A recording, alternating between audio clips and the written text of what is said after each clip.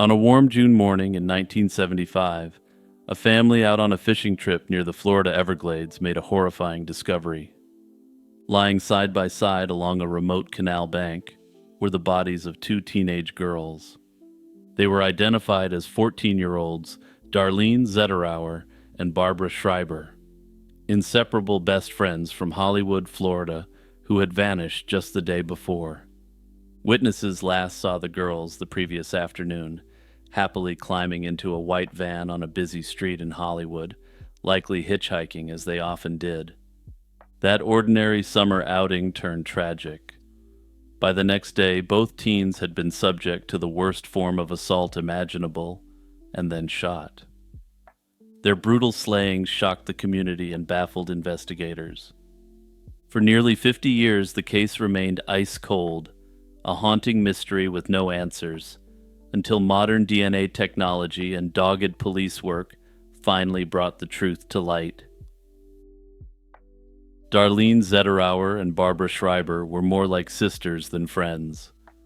Both had just finished 8th grade in June 1975 and were looking forward to starting high school in the fall. That summer, the 14-year-old girls spent their days together in Hollywood, a suburban city in Broward County. On June 18, 1975, the girls set off to celebrate the carefree start of summer vacation. They planned to spend the night at another friend's house, a routine sleepover that should have been perfectly safe. The pair were seen sitting on a bench along Sterling Road, laughing and talking. A white van pulled up to them, and being typical teens of the era, when hitchhiking and accepting rides was not uncommon, they hopped in without hesitation. That was the last time anyone saw Darlene and Barbara alive. When the girls didn't arrive at their friend's house or return home, their families grew concerned. The next morning, concern turned to tragedy. A fisherman and his family, navigating a canal at the edge of the Everglades, spotted something awful on the muddy bank. It was the two bodies of Darlene and Barbara. The girls' bright futures had been brutally stolen. In an instant, two families were destroyed, and an entire community was gripped with fear.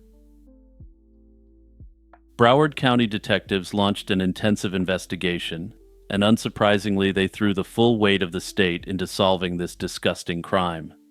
Dozens of officers, crime scene investigators, and forensic experts poured their efforts into finding who had taken Darlene and Barbara's lives.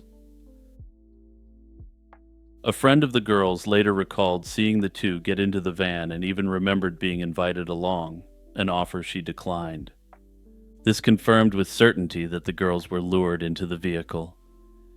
This eyewitness account confirmed that the girls were likely lured by someone they thought they could trust, but it still didn't reveal the culprit's identity.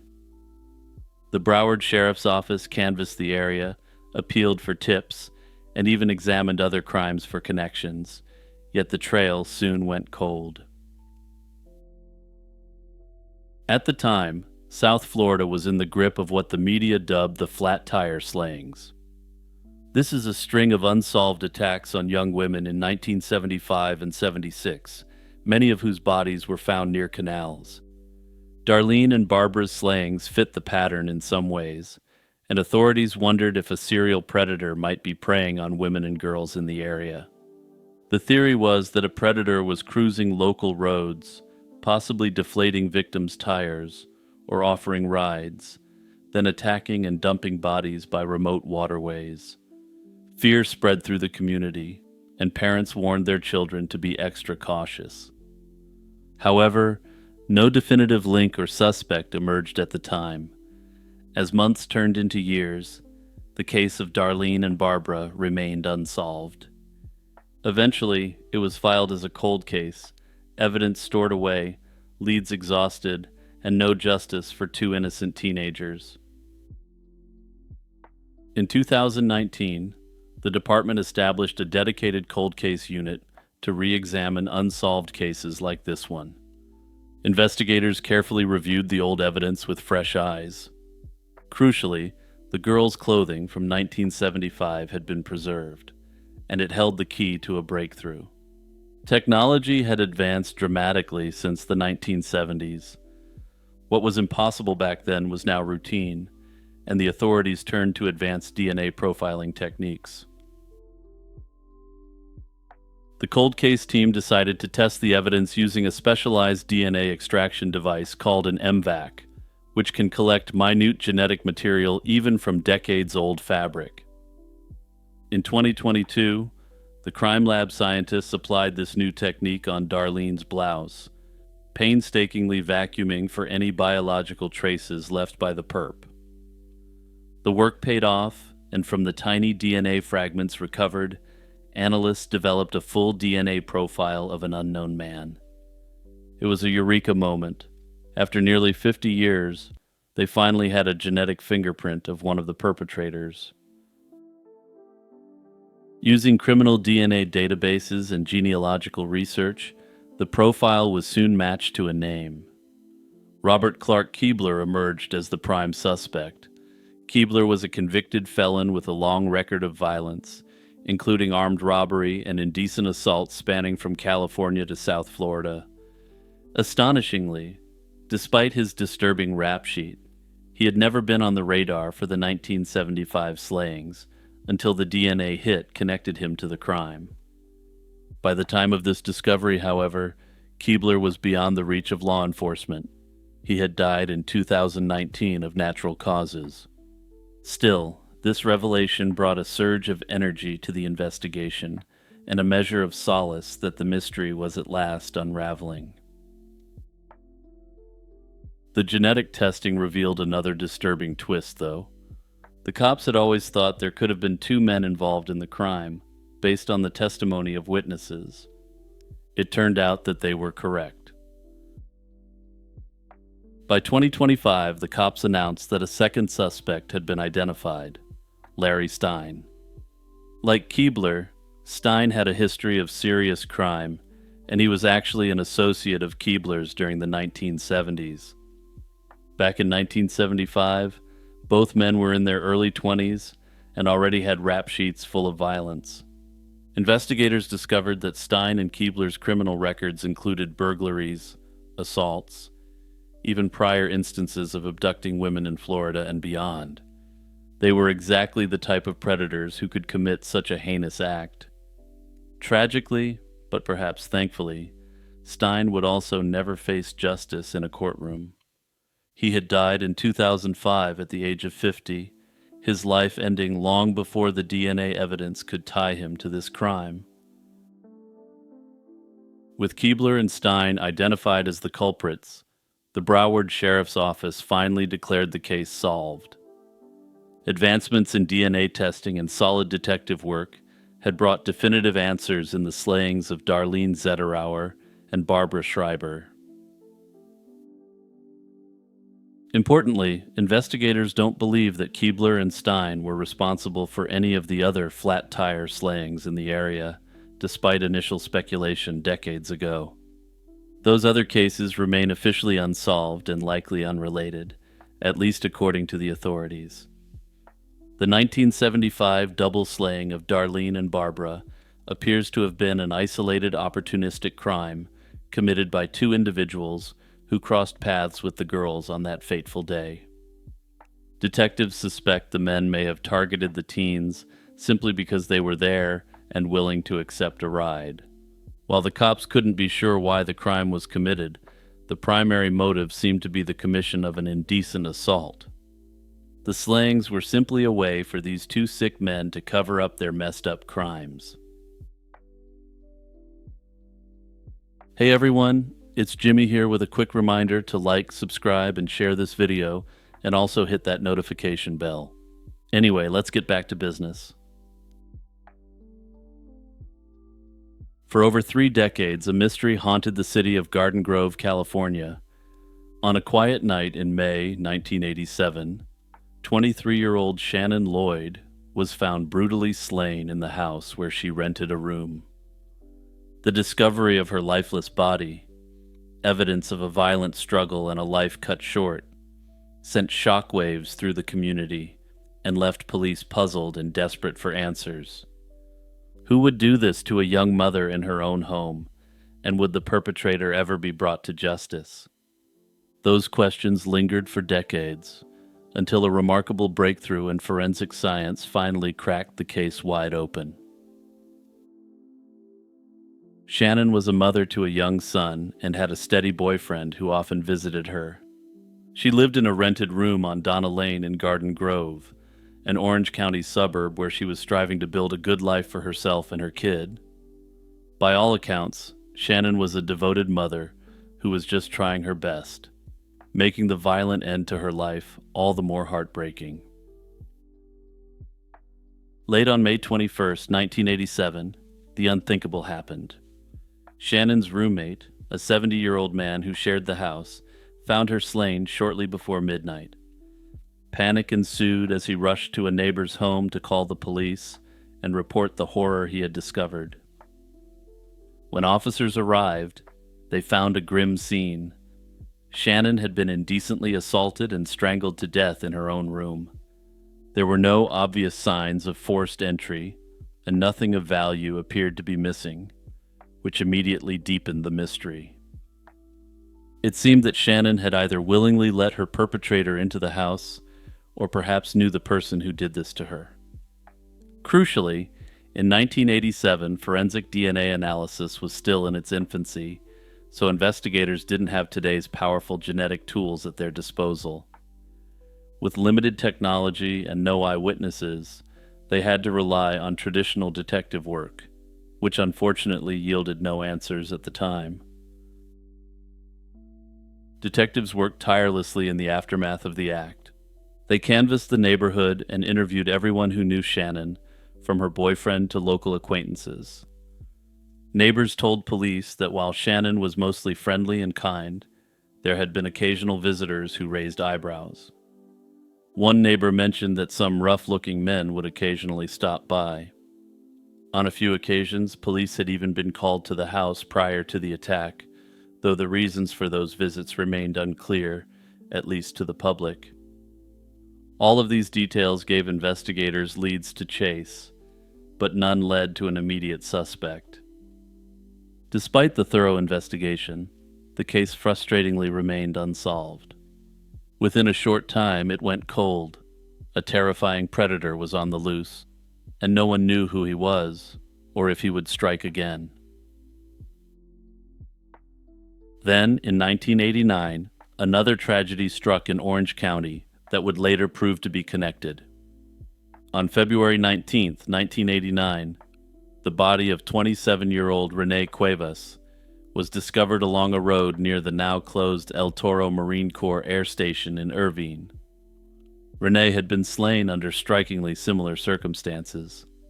Like Shannon's case, Renee's also went unsolved, but investigators took note of the eerie resemblance between the two crimes.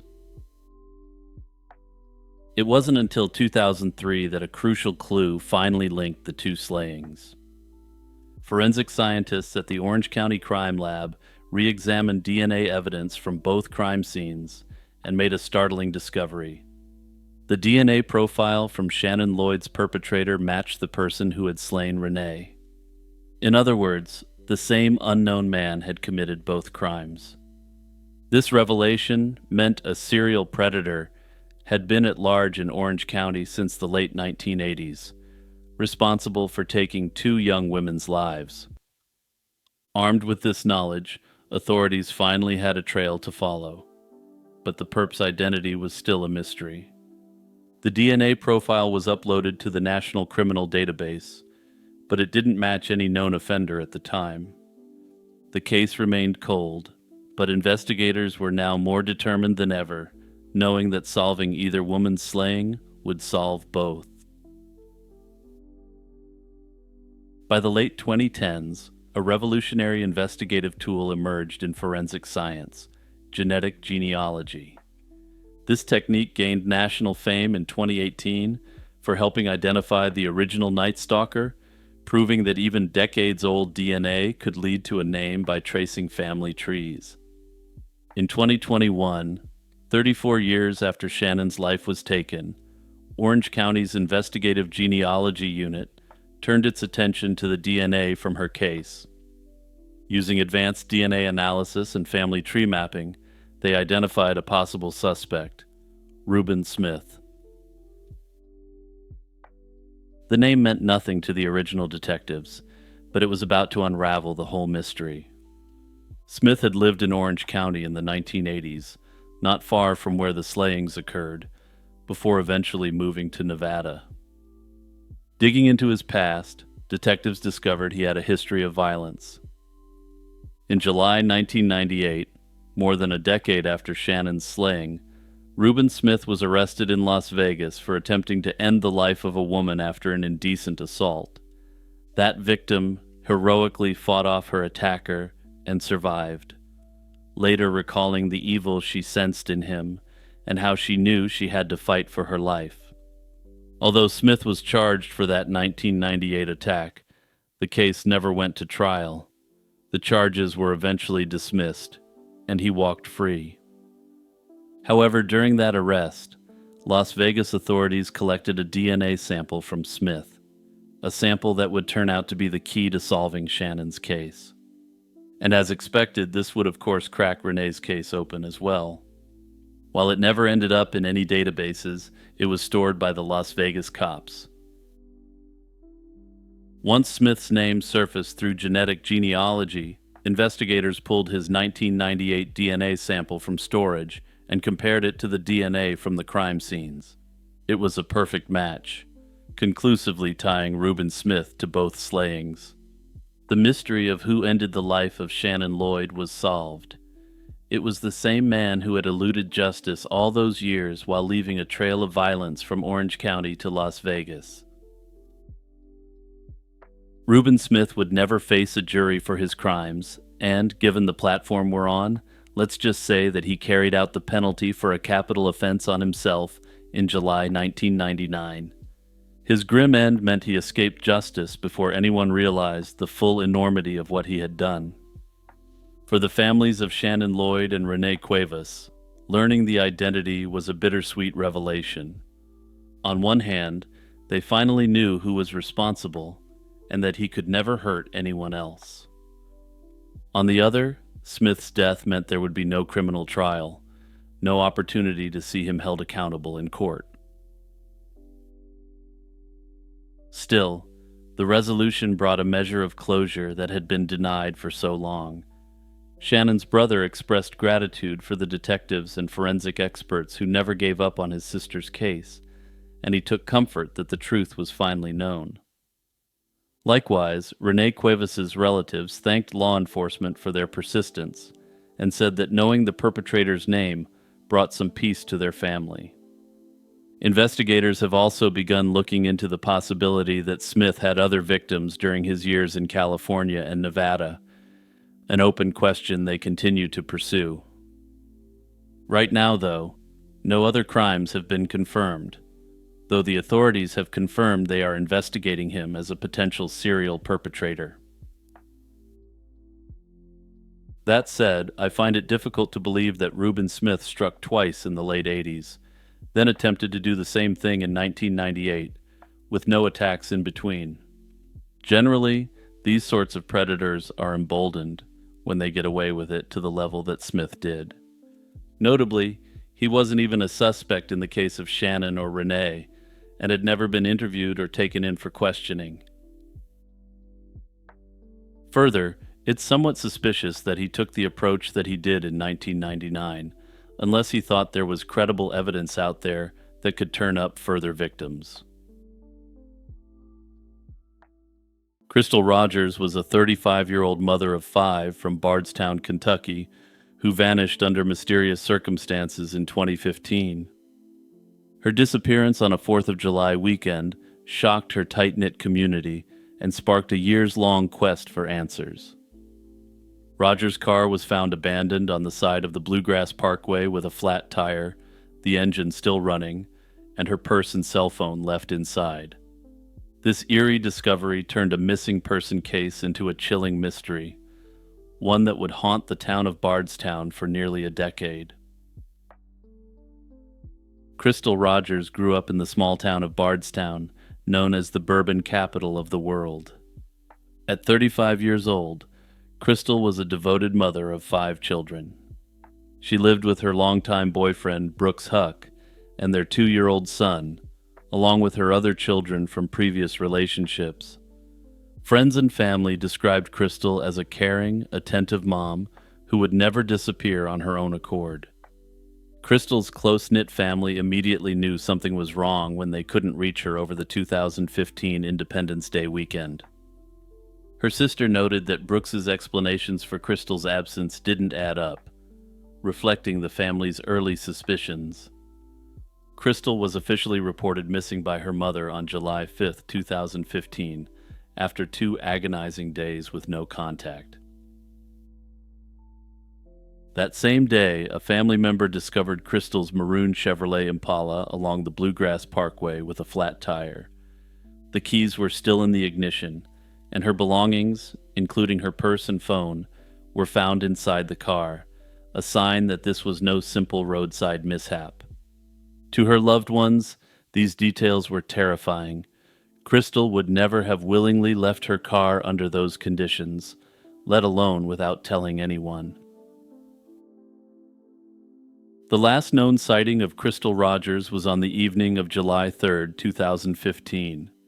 According to her boyfriend Brooks Huck, they spent that rainy night at his family's farm for what was supposed to be a special date. Huck later told police that around midnight they returned home, and Crystal was up playing games on her phone when he went to bed. He claimed that when he awoke the next morning, Crystal was gone, and so was her car. At first, Brooks said he wasn't alarmed, suggesting Crystal might have gone to stay at a cousin's house for the night, something he implied she had done before. But as the hours passed on July 4th with no word from her, Crystal's family became increasingly frantic. By July 5th, they involved law enforcement, and the missing person investigation began in earnest. The discovery of Crystal's car that afternoon transformed the case. It was found near mile marker 14 on the Bluegrass Parkway, a desolate stretch of highway just outside Bardstown. The car had a flat tire, which appeared to have forced it to the roadside, and it was still unlocked with the keys in place. Inside were all the signs of an interrupted life. Her cell phone, handbag, and other personal items sat untouched. There were no obvious indications of a struggle at the scene, but the situation looked undeniably suspicious. The abandoned car with a flat tire seemed staged to look like a simple breakdown. Friends and family insisted Crystal would have called for help if she had a flat, not wandered off into the night. From the very start, foul play was strongly suspected in Crystal's disappearance. Right away, suspicion turned toward Crystal's boyfriend, Brooks Huck, who was the last person known to see her alive. In fact, Brooks was the one person who didn't join the massive volunteer searches that the family and community organized in the days after Crystal went missing. Crystal's family found Brooks' demeanor and actions odd. As her sister Brooke Ballard noted, quote, "He has not offered once to search or help or do anything for the family." On July 8, 2015, just 5 days after Crystal vanished, Nelson County Sheriff's investigators brought Brooks in for questioning. During that interview, a dramatic incident occurred. Brooks's brother, Nick Huck, who was then an officer with the Bardstown Police Department, called Brooks's cell phone in the middle of the interview.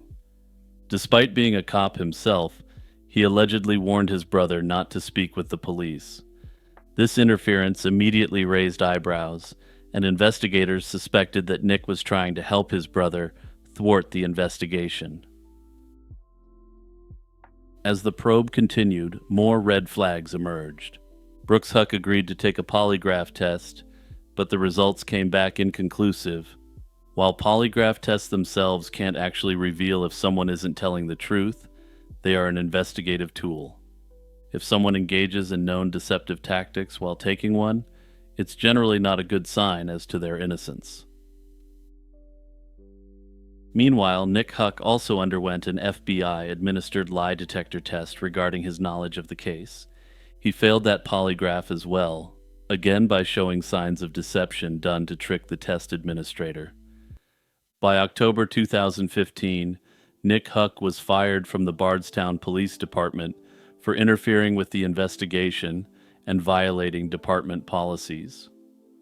No charges were ever brought against Nick, but his actions early on fueled widespread speculation of a cover-up within the Huck family. Investigators scoured the Huck family's properties for clues. One lead involved Brooks's grandmother, Anna Whitesides, and a car she owned. Whitesides sold her white Buick shortly after Rogers went missing, raising suspicions it might have been used to dispose of Crystal's body. She invoked her Fifth Amendment right and refused to testify about the car, leaving that lead unresolved.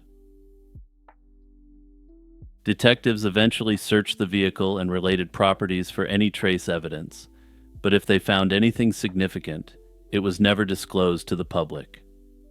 This was one of many frustrating dead ends Bardstown authorities encountered as they chased leads in the early years of the case. While leads came and went, Crystal's family, the Ballards, refused to give up. Her parents, Tommy and Sherry Ballard, became outspoken advocates for finding Crystal and keeping her story alive. In the months after Crystal's disappearance, the Ballards organized volunteer search parties and plastered the area with flyers. They even erected a sign along the Bluegrass Parkway near the spot where her car was found, pleading for information. They were convinced that Brooks Huck was responsible and were frustrated by the lack of an arrest. Tragically, the family's nightmare deepened when Crystal's father Tommy was killed in an unsolved shooting the following year. On the morning of November 19, 2016, 16 months after Crystal vanished, 54-year-old Tommy Ballard was shot and killed on his own property while preparing for a hunting trip. His 12-year-old grandson was also present with him at the time. Tommy had been looking through his rifle's scope when a single bullet struck his chest. Police quickly ruled out any possibility that the grandson could have fired the shot, and they confirmed Tommy's own gun had never been discharged. The angle of the shot suggested an unknown sniper. To this day, Tommy Ballard's slaying remains unsolved, and many in Bardstown believe it is no coincidence. Prosecutors have hinted the cases are linked. In fact, during Huck's trial, they revealed they're waiting on test results from a gun that might have been used to eliminate Tommy Ballard. In 2020, the FBI took over the Rogers investigation and executed fresh searches in Bardstown, hoping to find what local authorities couldn't. Agents dug for evidence in August 2020 and again in August 2021, even excavating a subdivision where Brooks Huck had built houses after Crystal's disappearance. The FBI revealed that an item of interest was recovered during the 2021 search, though they didn't disclose details. By 2022 and 2023, whispers of progress grew louder.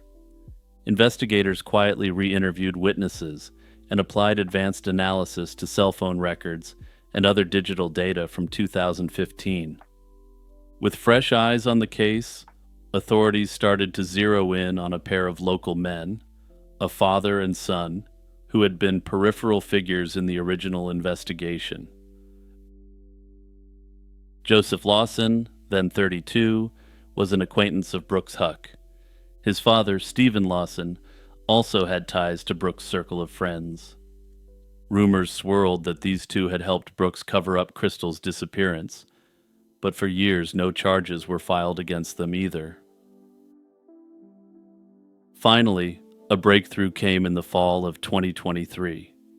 In September 2023, a Nelson County grand jury indicted Joseph Lawson on charges of conspiracy and complicity in tampering with physical evidence. Notably, the indictment did not explicitly name Crystal Rogers as the victim, but the dates and details matched her case. This was the first time anyone had been officially charged in connection with Crystal's disappearance since she went missing. Less than 2 weeks later, the long-awaited moment arrived. Brooks Huck was arrested. On September 27, 2023, FBI agents and Kentucky State Police took Brooks into custody and charged him with Crystal's slaying and with tampering with physical evidence. He was 41 years old at the time and had been living under a cloud of suspicion for 8 years. At Brooks' arraignment, prosecutors revealed a stunning piece of evidence. They had recovered a firearm that Brooks' brother, Nick Huck, sold under a false name. Investigators believed that this could be the weapon used to kill Crystal's father, Tommy Ballard. This revelation linked the two Bardstown mysteries and suggested a broader conspiracy. A judge set Brooks Huck's bond at a staggering $10 million, reflecting the seriousness of the charges and the risk of flight or obstruction if he were released. The dominoes continued to fall, and by December 2023, Stephen Lawson, Joseph's father, was also arrested and indicted on charges of conspiracy. In other words, authorities allege that Stephen Lawson helped plan or cover up the act, essentially accusing father and son of assisting Brooks Huck in the crime. It was now clear that investigators believed a group of individuals had coordinated to make Crystal Rogers, quote-unquote, disappear and evade justice for years. Hey everyone, it's Jimmy here, taking a quick moment to jump in to remind you to like and subscribe and to hit the notification bell. Doing these small things really helps my channel grow and stay healthy, ensuring I have a ton of time to devote to content creation. Also, remember to search up Lazy Chill True Crime wherever you get your podcasts and follow me there for more content. With all that said, let's get back to business. Even without Crystal's body, prosecutors pressed forward with a compelling circumstantial case. They argued that Huck premeditated the slaying to avoid losing custody of his young son, enlisting Joseph and Stephen Lawson to help cover it up. According to the prosecution, the Lawson men helped Huck dispose of evidence and stage Rogers' car on the roadside to make it seem she left town on her own. Cell phone data showed Huck lied about his whereabouts that night. Witnesses later testified they overheard the suspects making incriminating statements about, quote, getting rid of Crystal and her car. For 9 days in the summer of 2025, a Warren County jury heard testimony from nearly 50 witnesses, including Crystal's family members, Huck's employees, and various experts. Prosecutors presented evidence ranging from cell phone records and surveillance videos to witness accounts of Huck's and Lawson's incriminating statements. All this evidence was intended to show a pattern of lies and a carefully planned crime. They highlighted how Brooks and those close to him had allegedly obstructed the investigation from day one. They pointed to Nick Huck's interference and Anna Whiteside's silence, indicating a concerted effort at a cover-up after the fact. The defense, for its part, emphasized that there was no direct physical evidence linking the accused to a slaying. With no body, no crime scene, and no weapon, Brooks's attorneys argued that the prosecution's case was built on circumstantial clues and conflicting witness memories. They tried to cast doubt on witnesses and argued that the investigators' theories required stacking many unproven assumptions. Despite these efforts, after closing statements, the jury deliberated only about 4 hours before returning unanimous guilty verdicts on all charges for both Brooks Huck and Joseph Lawson. The guilty verdicts marked the end of a decade-long saga. Huck, now 43, was convicted of Crystal's slaying and of tampering with physical evidence, while Lawson, 34, was convicted of conspiracy and evidence tampering. The jury swiftly recommended the harshest penalties: life in prison for Huck and 25 years in prison for Lawson. Both men will be formally sentenced in August 2025, and by law must serve at least 85% of their terms before any possibility of parole. For Crystal's family, the moment was one of bittersweet relief. They wept and embraced in the courtroom, grateful that after 10 long years, someone was finally being held accountable. Crystal's mother, Sherry Ballard, smiled through tears, and her children said they had waited so long for justice. They still have one request of Huck, to reveal where Crystal's remains are, so that they can lay her to rest properly. Even without that answer yet, the family found comfort knowing Huck and Lawson will be behind bars and unable to hurt anyone else. With the convictions of Brooks Huck and the Lawson men, the Crystal Rogers case has finally, in one sense, been solved. Nearly a decade of uncertainty and pain for her family has culminated in accountability. Kentucky's Attorney General praised the work of the prosecutors and law enforcement and the tenacity of the Rogers family as the reason for this outcome. However, some very important questions still linger and need to be solved before this case is really truly closed out. In a very direct sense, the most pressing is the location of Crystal Rogers' remains. Despite extensive searches over the years, from cornfields to lakes, not a single trace of Crystal has ever been found. The hope is that with Brooks Huck now facing life in prison, he might eventually be compelled to reveal what he did with Crystal's body. I suspect that this won't be forthcoming anytime soon, despite the wishes of Crystal's family. The reason Huck likely hasn't revealed anything is simple. He continues to deny that he ever killed her. From the moment Crystal disappeared in 2015, he has stuck to the narrative that she left on her own, or that something unrelated happened to her after she left their home. Even during the trial, his defense hinged on the idea that there was no direct evidence linking him to a slaying. The defense also argued that there was no proof that she had even perished. That defense strategy, even after a conviction, helped set the stage for an appeal. If Huck were to suddenly admit involvement and disclose Crystal's location, it wouldn't only contradict his long-standing claims, it would also obliterate any chance of appealing the conviction on the basis of innocence. And make no mistake, appeals are coming. Huck's legal team has already signaled their intent to challenge the verdict. Common grounds for appeal could include disputes over the admissibility of certain witness testimonies, the reliance on circumstantial evidence, or procedural errors during trial.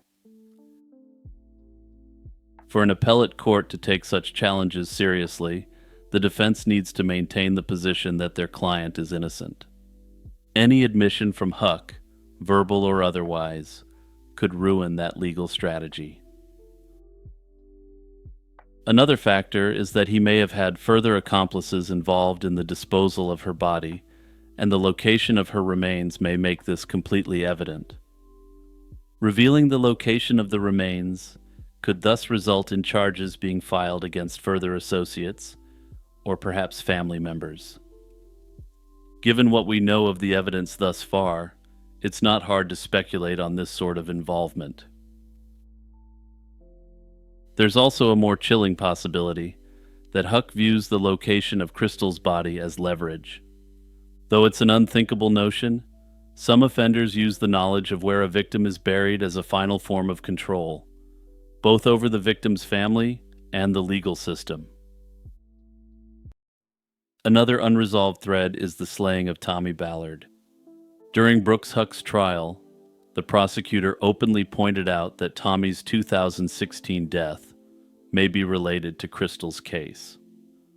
The recovered gun that may have been used to shoot Tommy is now undergoing forensic testing. If that firearm is conclusively linked, it could crack open a whole new chapter in this saga. Some believe that the same individuals who helped Brooks cover up Crystal's slaying might have also been involved in silencing her father. Law enforcement has not publicly named any suspects in Tommy's slaying, but the investigation remains active. Given that the FBI is actively investigating the case rather than the local police department, I have a feeling that we may actually see justice in that cold case as well. The saga of Crystal Rogers' disappearance is a poignant reminder that justice can take time, in this case a full decade, but persistence can pay off. What began as a baffling missing person case on a Kentucky highway in 2015 has culminated in a courtroom in 2025.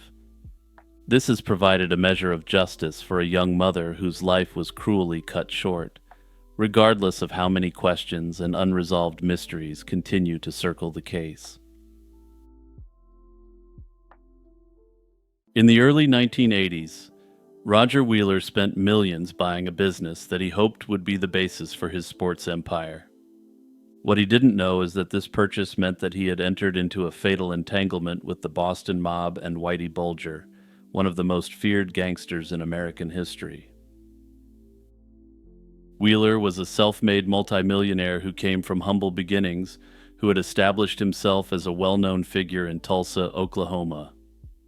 By 1981, the 55-year-old father of five had built a business empire, notably as the chairman of Telex, a communications company that employed thousands in the Tulsa area. Wheeler had a reputation as a shrewd, confident businessman who thrived on competition and always seemed to come out on top. Beyond Telex, he had diversified his ventures, and a few years earlier he made a fateful decision. He purchased World High Lie, a Florida-based gaming and sports entertainment company. At first glance, World High Lie might have seemed like an exciting new opportunity. High Lie is a fast-paced sport that was popular in parts of Florida and New England, drawing crowds who enjoyed betting on the games. As the new owner and president, Wheeler aimed to legitimize and grow the business and attract mainstream audiences to the game. However, what he didn't know was that the organization he purchased was harboring an extremely dark secret. Behind the scenes, an organized crime group from Boston, the Winter Hill Gang, led by the notorious James Whitey Bulger, had infiltrated the company. They were running a lucrative skimming scheme, siphoning off cash from the operation's proceeds, particularly from parking lot revenues and concessions. The scheme was made possible by an inside man, H. Paul Rico, a former FBI agent who had retired and taken a job as head of security for the organization. As a former FBI man, Roger Wheeler initially trusted Rico implicitly in what would turn out to be a grave mistake right from the start. Rico had once cultivated Bulger and other mobsters as informants in Boston, and now he was helping them line their pockets by stealing from Wheeler's new venture. Roger Wheeler wasn't someone to let money slip away unnoticed, and within a couple of years of buying World High Lie, he grew suspicious. He noticed irregularities in the financial records, profits that didn't add up, and cash that vanished before it could be reported. Wheeler voiced concerns that something wasn't right at the company, and he even confided to family that he was considering selling the business, sensing deeper problems. In early 1981, he fired several key employees at the company's Connecticut and Florida operations, including financial officers, suspecting them of involvement in an embezzlement ring. He sent his own son on a discreet trip to Florida to inspect the books and the computer systems for evidence of theft. Wheeler's relentless probing into the company's affairs signaled to Rico that the scheme was in jeopardy. The Winter Hill Gang ended up catching wind of this and decided to eliminate the problem at its source. On May 27, 1981, a sunny Wednesday afternoon in Tulsa, Roger stuck to his routine. Each week, he enjoyed a round of golf at the exclusive Southern Hills Country Club, where he was a prominent member. That day, Wheeler played golf with friends, had his usual drink at the clubhouse, and then headed to the parking lot to leave. He walked to his Cadillac, likely tired from the game, but relaxed in the familiar comfort of his club. As he sat in the driver's seat, something unexpected and horrifying happened. A man approached the car and, without any warning or chance for Wheeler to react, raised a weapon and fired a single blast at point-blank range through the window. The bullet struck Roger Wheeler between the eyes. Club patrons nearby heard a loud crack echo across the lot, but no one immediately investigated what was going on. By the time anyone realized what happened, the shooter had calmly walked away. Within minutes, club staff and friends rushed to Wheeler's Cadillac. They found him slumped in the front seat, unresponsive. Paramedics and police were called, but there was little anyone could do. Roger Wheeler died at the scene, the victim of a professional job. Tulsa police launched an investigation immediately, but they faced a perplexing mystery. Who would want Roger Wheeler dead, and why? Initially, detectives looked for local enemies or business disputes that might have led to this brutal act. Wheeler was powerful and straightforward. Perhaps someone held a grudge from a business deal gone bad. Yet, from the start, signs pointed away from the typical motives. This was a meticulous, calculated slaying by an unknown assailant who appeared to vanish without a trace. One of the Tulsa detectives assigned to the case quickly sensed this wasn't a simple local crime. The method, a single shot between the eyes, and the lack of obvious personal motive, suggested a pro had been retained. There were composite sketches made from witness descriptions of two middle-aged men, one believed to be the shooter, the other the driver. But these yielded no immediate matches. The two men wore the same glasses, the same style of beards, and had their hair done in a similar way, suggesting that they may have been members of an organized crime syndicate. Detectives learned from Wheeler's family and colleagues that he had been worried about the Florida operation of his high-lie business. When they dug into this angle, they uncovered evidence of skimming at the company's Connecticut venue. The fraudsters had skimmed money from parking and concessions in a way that pointed to a sophisticated organized fraud. In the early 1980s, the notion that the Boston mob could reach into the heart of Oklahoma seemed far-fetched to some. Despite these suspicions, the case went cold, and a cloud of fear and silence hung over anyone with knowledge. Potential informants were terrified, and for good reason. In the months following Wheeler's death, other gangland executions hinted at a wider issue in the high-lie world. One was Brian Halloran, a low-level Boston criminal who reportedly approached the FBI claiming he had information on Wheeler's slaying and that a man named John Callahan was involved.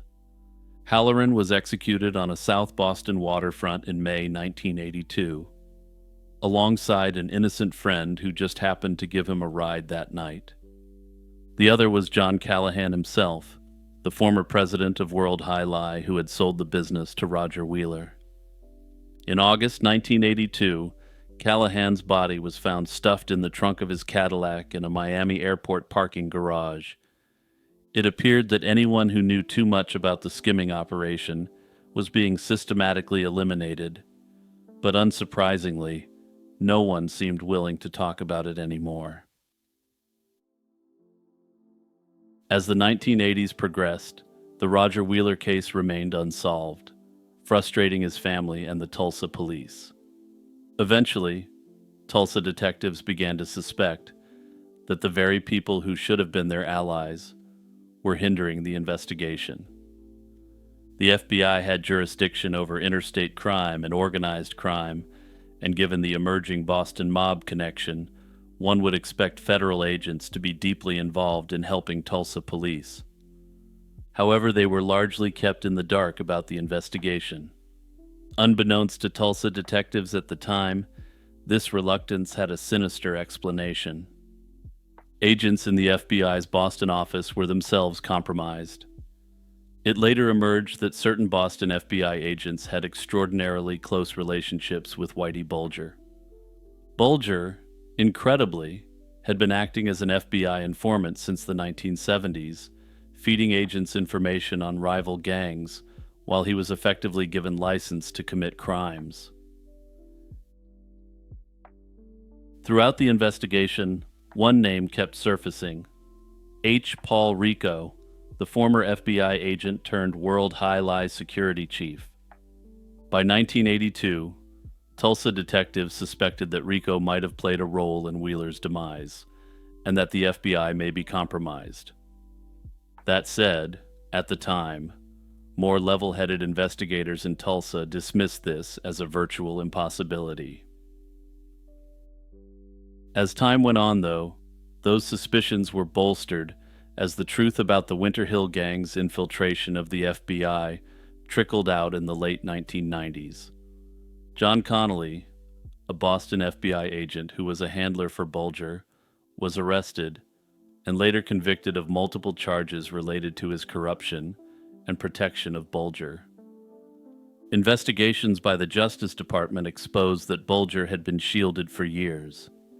This shift finally gave the Roger Wheeler case new momentum after almost 2 decades. What had once been dismissed as a crazy theory that Boston mobsters ordered a hit done in Tulsa and that FBI insiders might have been complicit was proving to be reality. And with Bulger on the run since 1995 to avoid an indictment, some of his former cronies began to talk, hoping to avoid life or the chair. The breakthrough in the Wheeler case came as the new millennium dawned. In the late 1990s and 2000, federal prosecutors and investigators managed to flip some key Winter Hill Gang members. One of them was Johnny Martirano, a feared enforcer who had been part of Bulger's inner circle. Martirano had been implicated in a string of gangland slayings.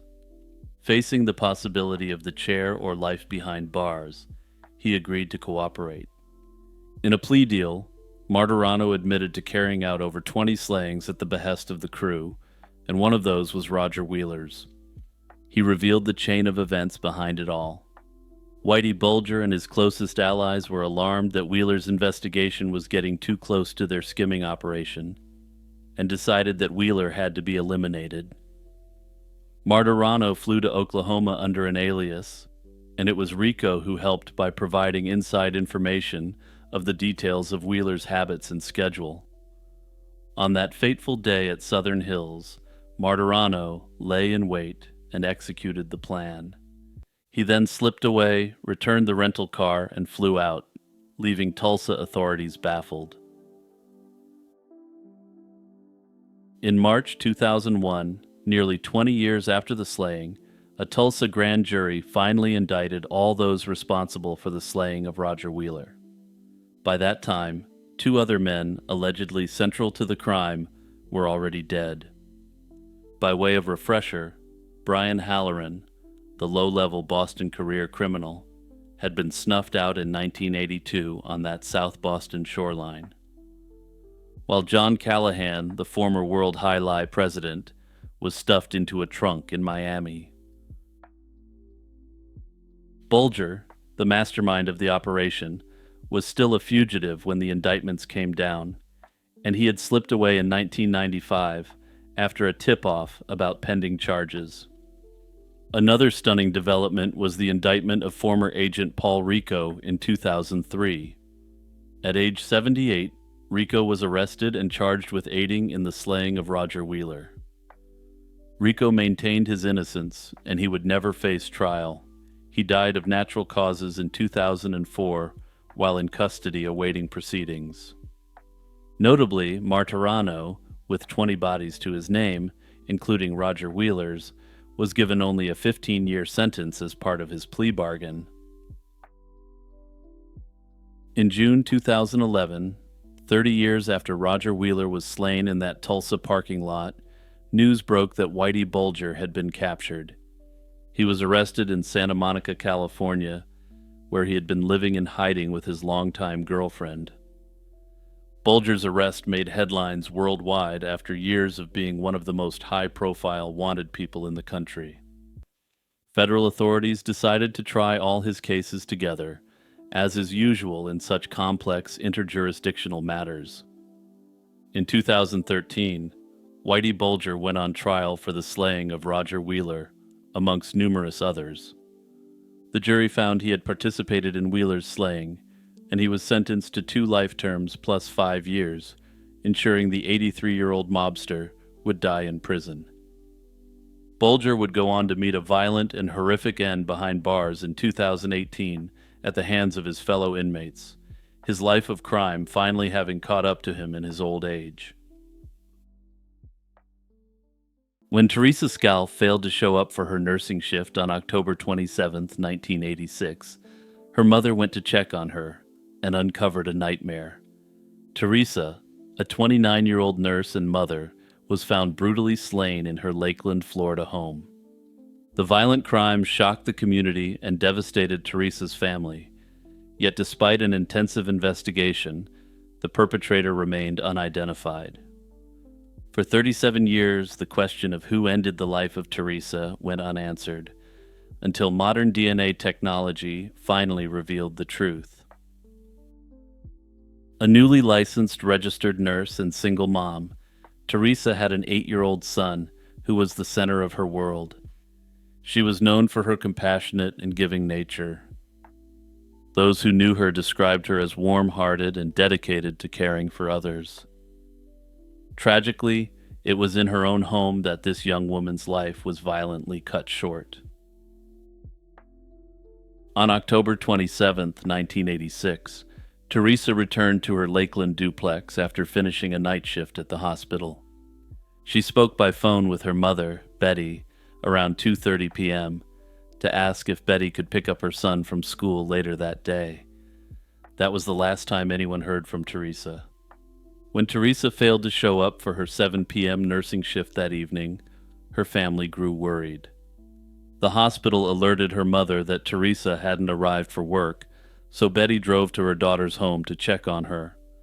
By 8 or 9, the house was dark and silent, and no one answered the door. The front door was locked, so Betty used a credit card to pry it open and let herself in. Inside, she discovered a horrific scene.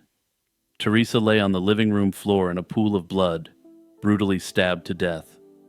Her throat had been slashed so severely that it nearly severed her head, and the wounds on her hands and arms showed she had fought desperately against her attacker. Detectives determined that the attack was motivated by the perpetrator's desire to indecently assault Teresa. However, he wasn't able to complete the act, likely due to Teresa putting up a much more serious fight than he anticipated. Unfortunately, outside, a heavy rainstorm blew through that night, potentially washing away any footprints or other traces the perpetrator left around the house. Police canvassed the neighborhood and questioned everyone living nearby, hoping for a lead. Teresa's sisters later recalled that she had mentioned a creepy neighbor who once showed up at her door with a hastily potted flower and gave her an uneasy feeling. However, she hadn't known the man's name, so that hint never led to anything concrete at the time. Sheriff's detectives launched an investigation but quickly hit a wall. They interviewed Teresa's friends, ex-boyfriends, relatives, and neighbors, but no evidence linked anyone to the crime. One of the neighbors questioned was 33-year-old Donald Douglas, who lived directly behind Teresa's home.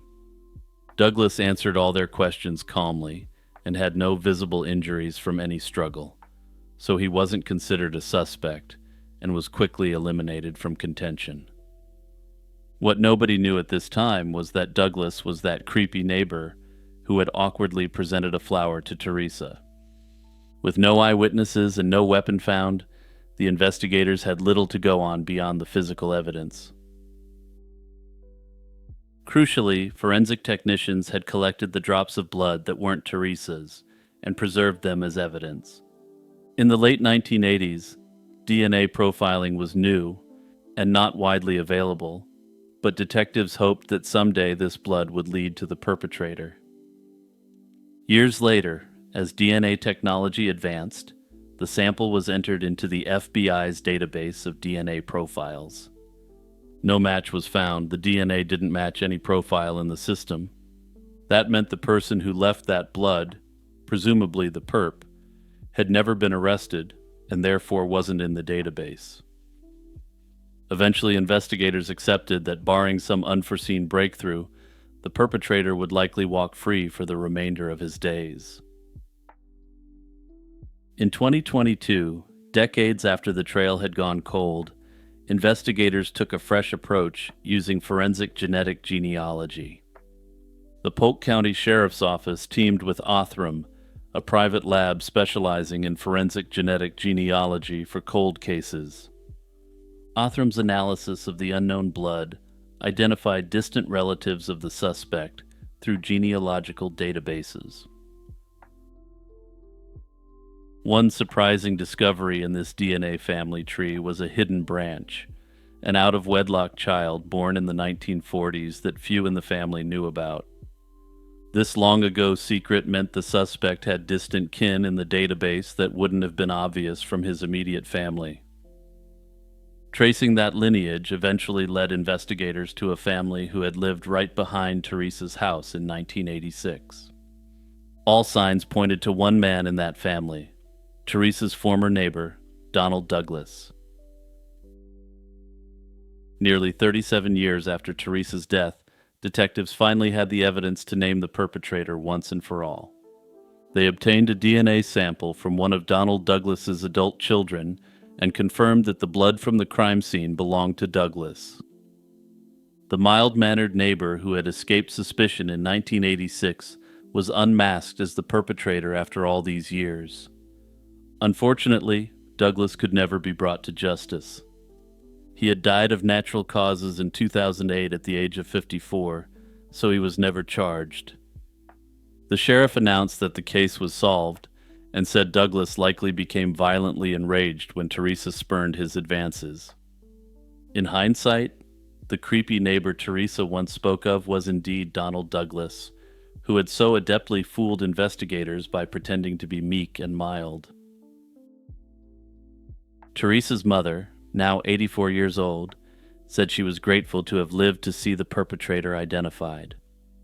Her sisters acknowledged that the discovery couldn't erase their grief, but at least they have answers and no longer have to wonder who committed this horrific act. Hey everyone, it's Jimmy here with a quick reminder to like, subscribe, and share this video, and also hit that notification bell and turn on all notifications for my channel. Also, don't forget to check out my podcast, Lazy Chill True Crime, by clicking the links below or searching it up wherever you listen to podcasts. And if you want to appear on this beautiful shout-out page, don't forget that there's the option to support my work directly through a YouTube membership or my Patreon page. On a cold February night in 1987, a small Michigan community was shaken by a crime so brutal that it would haunt investigators for decades. 30-year-old Roxanne Wood was found slain in her own kitchen, her throat slashed. For 35 years, the question of who did this to Roxanne remained unanswered, a chilling whodunit that many feared would never be solved. The case seemed unsolvable, stalled by bygone forensic limits and dead-end leads. Yet, against all odds, a tiny fragment of DNA eventually cracked the case and unmasked the cruel perpetrator. This is the story of Roxanne Wood, the decades-long quest for justice, and the extraordinary forensic breakthrough that finally brought a killer to justice. Born and raised in Niles, Michigan, Roxanne graduated high school in the 1970s and married her high school sweetheart, Terry Wood, soon after. By 1987, Roxanne was in her early 30s, enjoying life's simple pleasures. Friends and family described her as fun-loving and generous, the kind of person who made everyone feel like her best friend. She loved tending to her rose bushes in the garden and was known for sharing homemade family recipes with neighbors. On weekends, Roxanne and Terry often spent time with friends. One of her favorite songs was Bon Jovi's Wanted Dead or Alive, a fitting anthem for a spirited woman who embraced life. And normally I wouldn't have included this last little fact, but that exact song came on my rotation about 15 minutes after reading that. February 19th, 1987, began like any other day for Roxanne and Terry Wood, but it ended in unimaginable tragedy. That evening, the couple went out for dinner and then headed to their local bowling alley for a league night with friends. Since they had driven in separate cars, Roxanne left the bowling alley alone a bit earlier than Terry, planning to head home and get some rest. Sometime after Roxanne arrived home, horror struck. In the early morning hours of February 20th, Terry walked through the door of their house, only to stumble upon a blood-chilling scene. He saw Roxanne's lifeless body was sprawled on the kitchen floor, and it was evident that she had been there for some time. He frantically called 911 and conveyed the gruesome reality of the scene to the dispatchers. When police and medics arrived, it was evident that Roxanne had been brutally attacked. Investigators later determined that she had been incidentally assaulted before her throat was cut. The crime scene offered only a handful of clues. A broken frying pan was found nearby, suggesting it might have been used to bludgeon Roxanne during a struggle. Further, an empty slot in a kitchen knife block hinted that the weapon came from her own home. Notably, as the cops secured the house, a bloody kitchen knife was later discovered stashed in the freezer. Detectives also collected a biological sample from Roxanne's body and noticed a smear of blood on the outside of the back door, possibly left by the perpetrator as he fled. There were no obvious signs of forced entry into the house, raising the eerie possibility that Roxanne may have unwittingly let the man in, or that he entered through an unlocked door. The violence visited upon Roxanne in the supposed safety of her home was shocking, and the quiet neighborhood was immediately on edge knowing a predator was at large. Or at least they would have been, if they didn't all seem to believe that Terry Wood was responsible for this brutal act of violence. In cases like this, investigators often look first at those closest to the victim, and in Roxanne's case, that was her husband, Terry Wood. From the very start, Terry fell under a cloud of extreme suspicion. He was the one who found Roxanne's body, and with no forced entry, police wondered if the crime could have been an inside job. According to reports, Terry's behavior that night added to investigators' doubts. He was said to have become agitated or belligerent with first responders. Further, when brought to the station for routine questioning, he quickly asked for a lawyer. To detectives in 1987, this seemed like potentially guilty behavior, a husband trying to shield himself behind an attorney, barely an hour after his wife's slaying. Now, before I go on any further, it's extremely obvious that the cops thought Terry was their man, and they just seem to have stopped investigating the case after they locked in on him.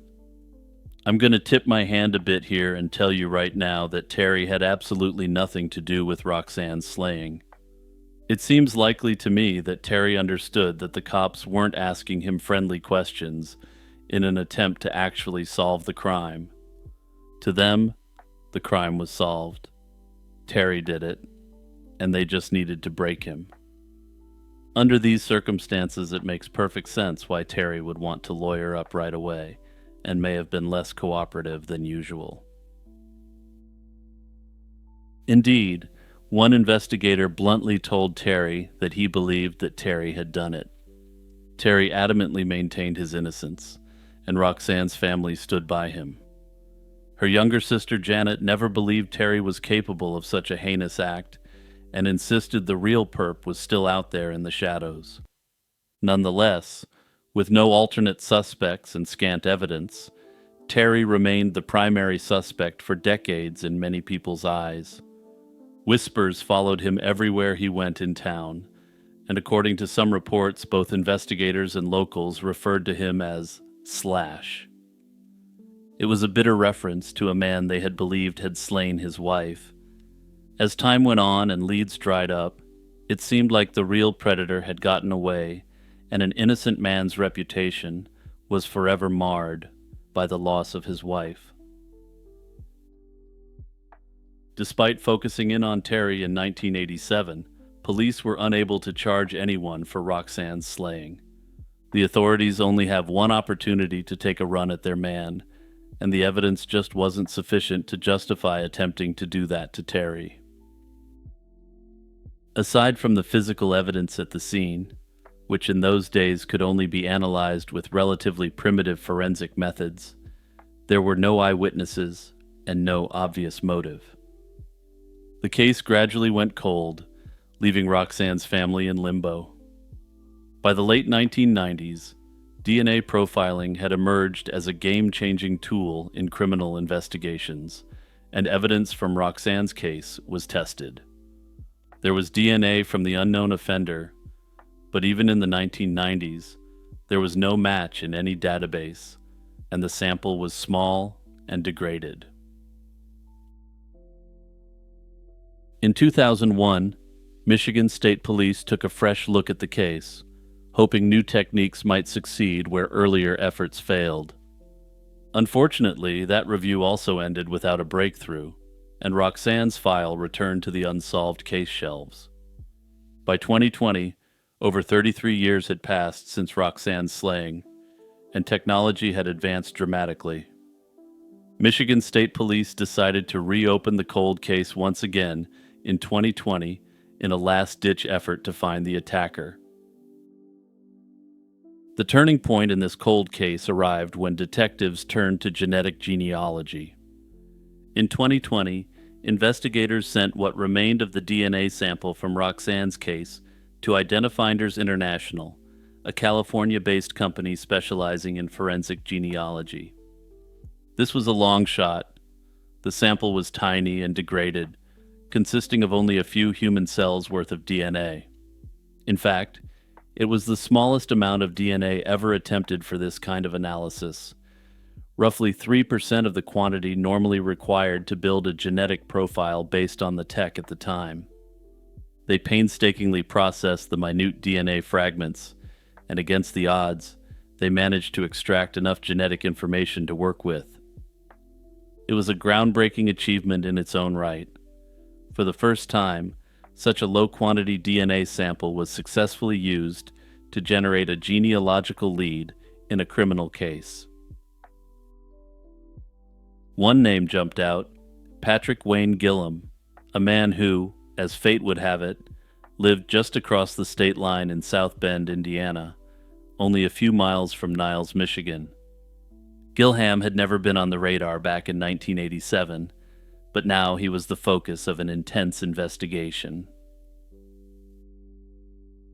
Patrick Gillham was 67 years old in 2021, living a quiet life in Indiana, but detectives digging into his past quickly found red flags.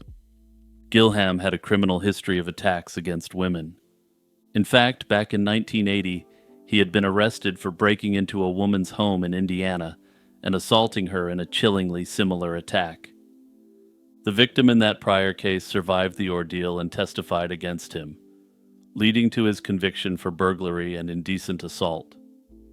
He was sentenced to 14 years in prison, but ended up serving only about 7 years before being released on parole. And yeah, this just makes me shake my head and question what's wrong with our justice system. There's people who've committed nonviolent offenses, who've served less than this guy did, for committing one of the worst crimes imaginable. Unfortunately, the next time this predator struck, he would remember a twisted lesson from this crime. Don't leave behind any witnesses. Just a few months after he regained his freedom, Gillum slipped into Michigan and police believe ended the life of Roxanne Wood. Tragically, he chose to slay Roxanne after assaulting her, to ensure she could never identify him and put him behind bars again. Armed with their new suspect, Michigan State Police needed concrete proof to secure an arrest. Genetic genealogy had pointed to this potential perpetrator, but they required a direct DNA sample from him to confirm it was his DNA at the 1987 crime scene. In May 2021, an undercover surveillance team tailed Patrick Gillum for days, waiting for an opportunity to collect something he touched or discarded. They soon noticed that he was a smoker, which presented the perfect chance. A thrown-away cigarette could contain his DNA-rich saliva. One day, investigators observed Gillham flick a cigarette butt from his truck window and seized it, but that attempt hit a snag when the lab found the DNA on it wasn't a match. Reports indicate that the cop may have picked up the wrong cigarette butt. And since I'm running on a deficit of Simpsons references lately, boy, I really hope someone got fired for that blunder. Undeterred, the team tried again. A state trooper cleverly struck up a conversation with Gillum outside a laundromat, even smoking a cigarette with him to avoid arousing suspicion. He watched closely as Gillum finished his smoke and tossed the butt aside. The moment Gillum walked away, the trooper scooped up the still warm cigarette butt with gloved hands, and this time, the evidence was airtight. Lab results confirmed a perfect DNA match between him and the unknown male DNA from Roxanne's kit, conclusively tying him to the crime scene after 34 years. With the DNA match in hand, detectives moved quickly. In July 2021, they invited the perp to a police precinct under the pretense of discussing an old case, without immediately letting on that he was the prime suspect. They showed him a photo of Roxanne Wood and asked if he knew her. Gillum casually claimed he did not and soon grew uneasy, eventually saying, "I gotta talk to my lawyer." The cops bided their time a little longer to firm up the case, and on February 17th, 2022, almost exactly 35 years after Roxanne's slaying, police finally arrested Patrick Gillum. Confronted with the DNA evidence, he reportedly professed confusion, at one point telling investigators that he had no idea how his biological material could have got there. Wrong answer, Patrick. Wrong answer. However, in March 2022, rather than go through a lengthy trial, Gillum agreed to a plea deal. He pleaded no contest to second-degree slaying, which meant he did not admit guilt in words, but accepted the punishment as if he were guilty. In practical terms, a no-contest plea leads to a conviction and sentence just like a guilty plea, without the defendant explicitly saying he committed the crime. By taking this deal, he likely avoided a potential life sentence, while the prosecution reduced the risk of an adverse finding at trial. After all, the prosecution is required to prove its case beyond a reasonable doubt, and one hiccup on cross-examination could have resulted in this guilty man walking free.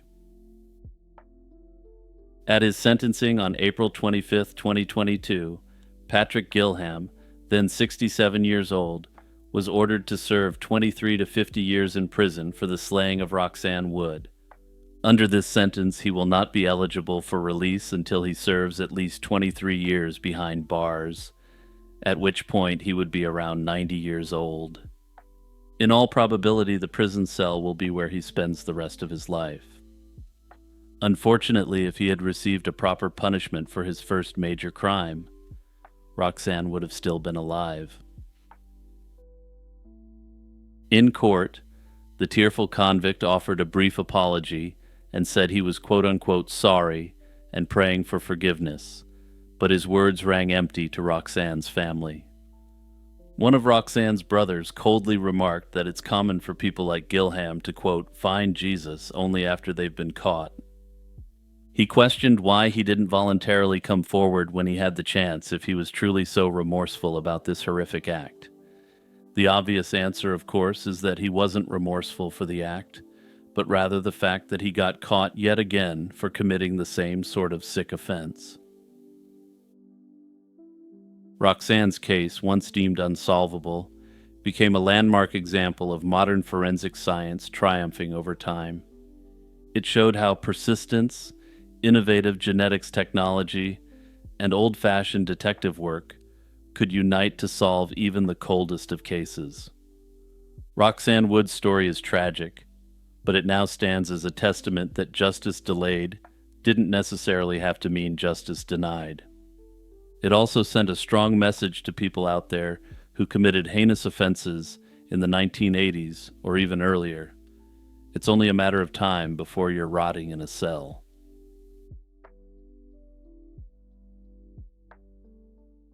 On the evening of July 31st, 2025, inside Florida State Prison, 60-year-old Edward Zakarzewski lay strapped to a gurney as the clock neared 6 o'clock.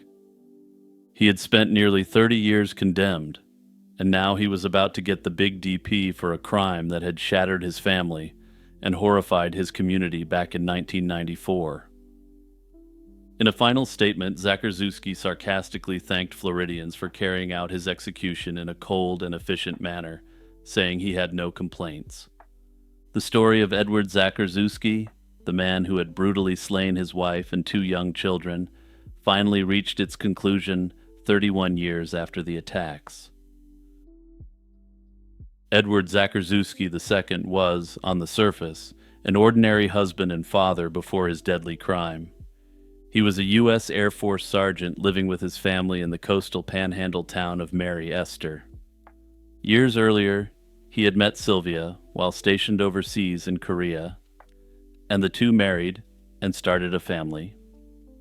His wife was 34 years old, and they had 2 children together, Edward Zakarzewski III, nicknamed Kim, age 7, and Anna, age 5. By early 1994, however, the marriage was faltering, and Edward even warned a neighbor that he would rather eliminate his family than let his wife leave him. Sylvia had decided to leave Edward and file for divorce, planning to take the children back to her native South Korea. On the morning of June 9, 1994, Edward discovered his wife's intentions and became enraged.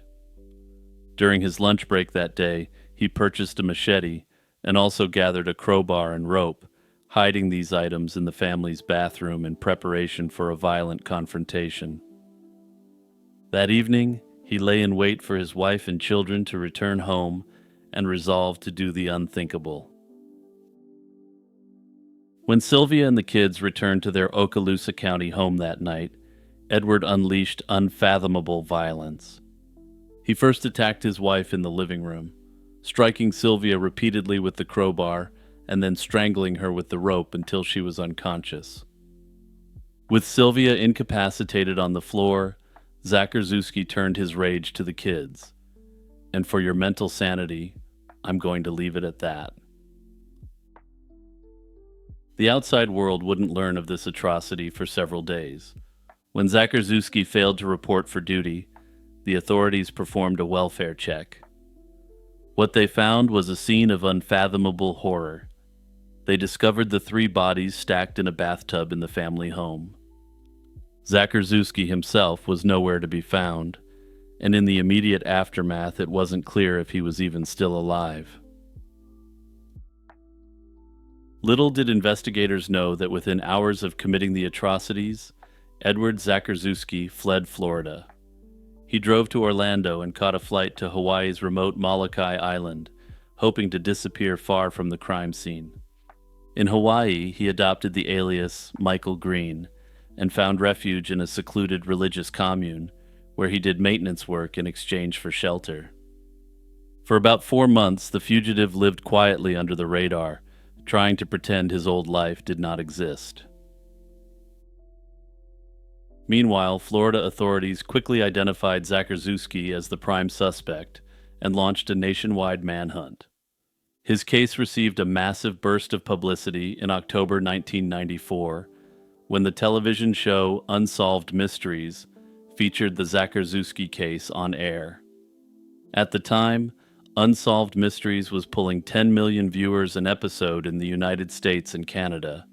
This meant that if he was still alive, it was almost certain that someone close to him had seen the episode or knew someone who had. And that ended up turning out to be the case here because Zacharzewski would be nabbed real quick. By chance, the family who had taken him in saw the broadcast and realized that their handyman, Michael, was actually the wanted man they had seen. The very next day, October 15th, 1994, Edward Zacharzewski walked into a police station in Hilo, Hawaii, and surrendered to authorities. After 4 months on the run, the man who had slaughtered his family was in custody.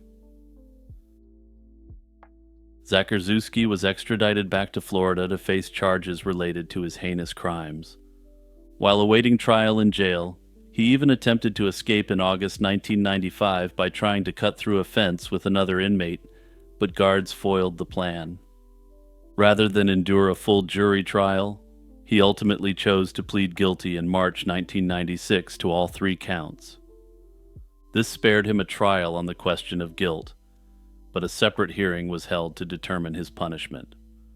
Notably, Florida's system to determine whether the guilty party is condemned is quite unusual compared to other states.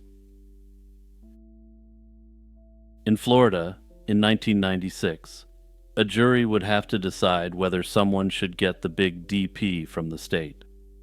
All 12 jurors must first agree the crime qualifies for it, but only 6 out of 12 need to vote for death to recommend that sentence. If fewer than 7 agree, the person automatically gets life without parole. This system is unusual. Most states require a unanimous jury for the death penalty. Florida's 7-juror rule was the lowest threshold in the country at the time, but more on that in a moment. Another aspect that's unusual about Florida is the limited ability of the judge to intervene. In most states, the judge has the authority to overrule the jury's recommendation. In Florida, the judge can't overrule the jury's decision except to condemn the guilty party, making Florida's approach both rare and controversial in how it handles capital punishment. In the penalty phase, prosecutors emphasized the heinous, cruel nature of the attacks and urged him to be condemned. Zacharzewski's defense, in contrast, pleaded for his life, citing his emotional distress and unstable mental state at the time of the attacks. He even boldly claimed that he chose a machete because he believed it would slay his family quickly and painlessly. This was an assertion starkly refuted by the medical examiner's testimony on the suffering the victims endured. After deliberation, the jury returned a split recommendation. By a 7-5 vote, they recommended condemnation for the slaying of Sylvia and his son, but for Anna, the jury was deadlocked at 6-6. Under Florida law, this later part was treated as a recommendation for life in prison on that specific offense only. The judge ended up overruling the 6-6 deadlock and finding that the Zacharzewski patriarch would be condemned on all 3 charges. Notably, the judge cited the fact that Anna had to witness her brother being slain with a machete and presumably felt extreme terror awaiting what was next. The case then entered a long appellate journey, as every single capital case does these days, even when there's no meaningful question of guilt or innocence. Over the next 2 decades, Zacharzewski's convictions and sentences were reviewed multiple times, but every court upheld the outcome. The Florida Supreme Court affirmed his sentences in 1998, and the U.S. Supreme Court declined to hear his appeal in 1999. Throughout the 2000s, additional state and federal appeals were filed and rejected, leaving the sentences in place. By 2016, after 20 years in the Gray Bar Hotel, Zacharzewski had run out of standard appeals and was essentially awaiting his call to the chopping block. As I mentioned earlier, under current Florida law, at least 8 out of 12 jurors must vote for a death sentence, whereas Zacharzewski's fate had been sealed by a 7-5 vote. In 2017, Florida briefly required unanimous jury recommendations, and he sought a new sentencing under that rule. However, the state Supreme Court ruled the change was not retroactive to older cases like his. His lawyers later argued that executing him despite the non-unanimous jury recommendation would be unconstitutional, but the courts disagreed. On July 30th, 2025, the U.S. Supreme Court rejected Zakurzewski's last-ditch request for a stay of execution, removing the final barrier to carrying out his sentence. With all legal avenues exhausted, the stage was now finally set for Edward Zakurzewski's long-delayed injection after years of legal wrangling and waiting. Florida Governor Ron DeSantis signed the warrant for Edward Zakurzewski on July 1st, 2025, scheduling his execution for the end of that month. In the weeks beforehand, anti-DP advocates petitioned for clemency, arguing that executing a 60-year-old veteran after so many years was unnecessary. They also noted that his sentence had only been recommended by a narrow jury vote. And honestly, to these people, I have a little piece of advice. Pick your battles, and perhaps don't advocate for the guy who admitted to chopping apart his wife and kids. By this point, the 60-year-old Zakurzewski had spent nearly half his life awaiting execution, and now that final reckoning had arrived. Shortly before 6 p.m. that evening, Zakurzewski was escorted into the execution chamber at Florida State Prison and strapped onto the gurney. When the curtain was raised, he lay under a white sheet up to his chest, with IV lines in his arms. 14 witnesses, along with several journalists and officials, looked on from the viewing room, all prepared to see the penalty carried out by the state. Asked for any last words, Zakurzewski spoke in a calm yet defiant tone, expressing zero remorse for what he had done. He sarcastically thanked the people of Florida and the government for executing him in an efficient manner. And with that, at 6:12 p.m. on July 31st, 2025, Edward Zakurzewski was no more.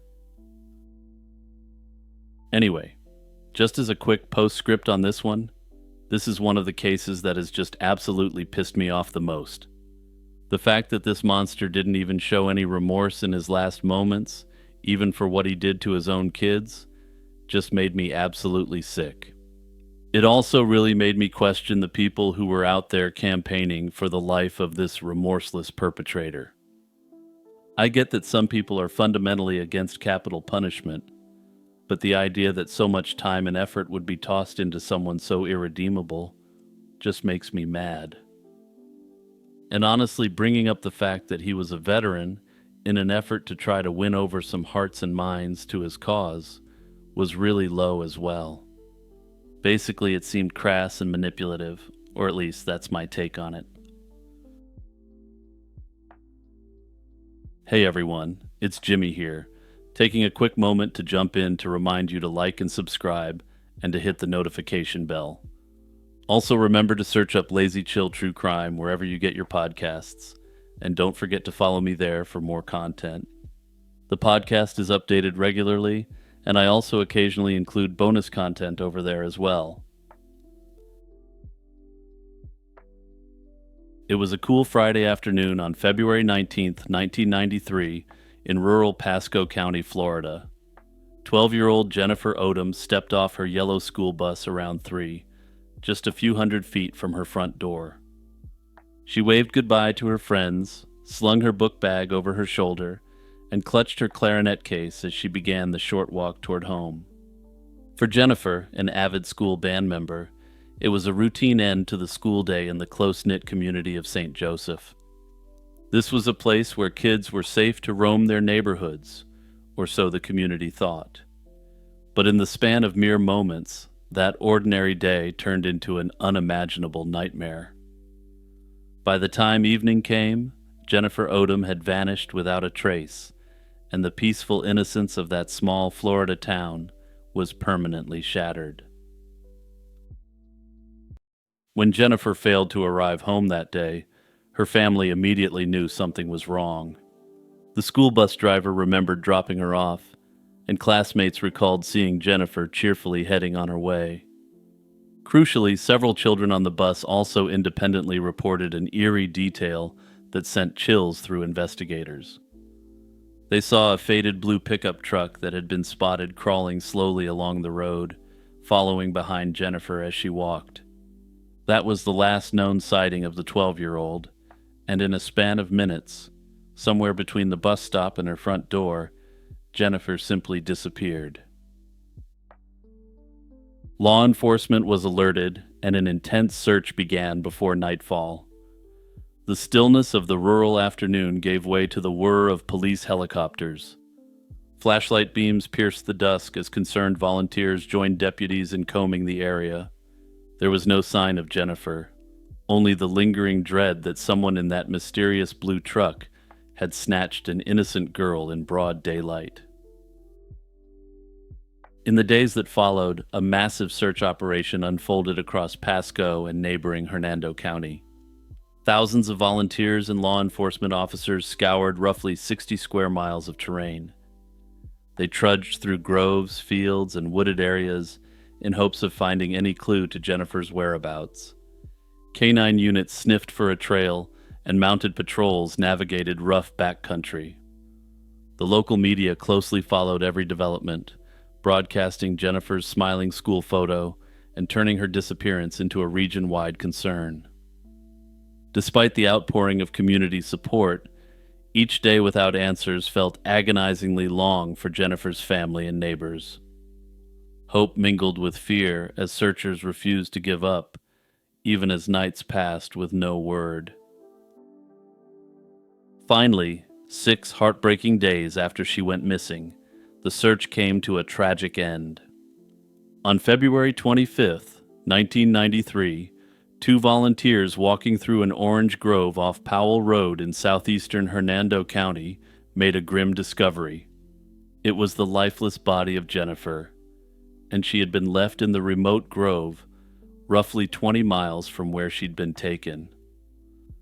I'm going to spare you the details here, but what happened was a horror beyond all imagination.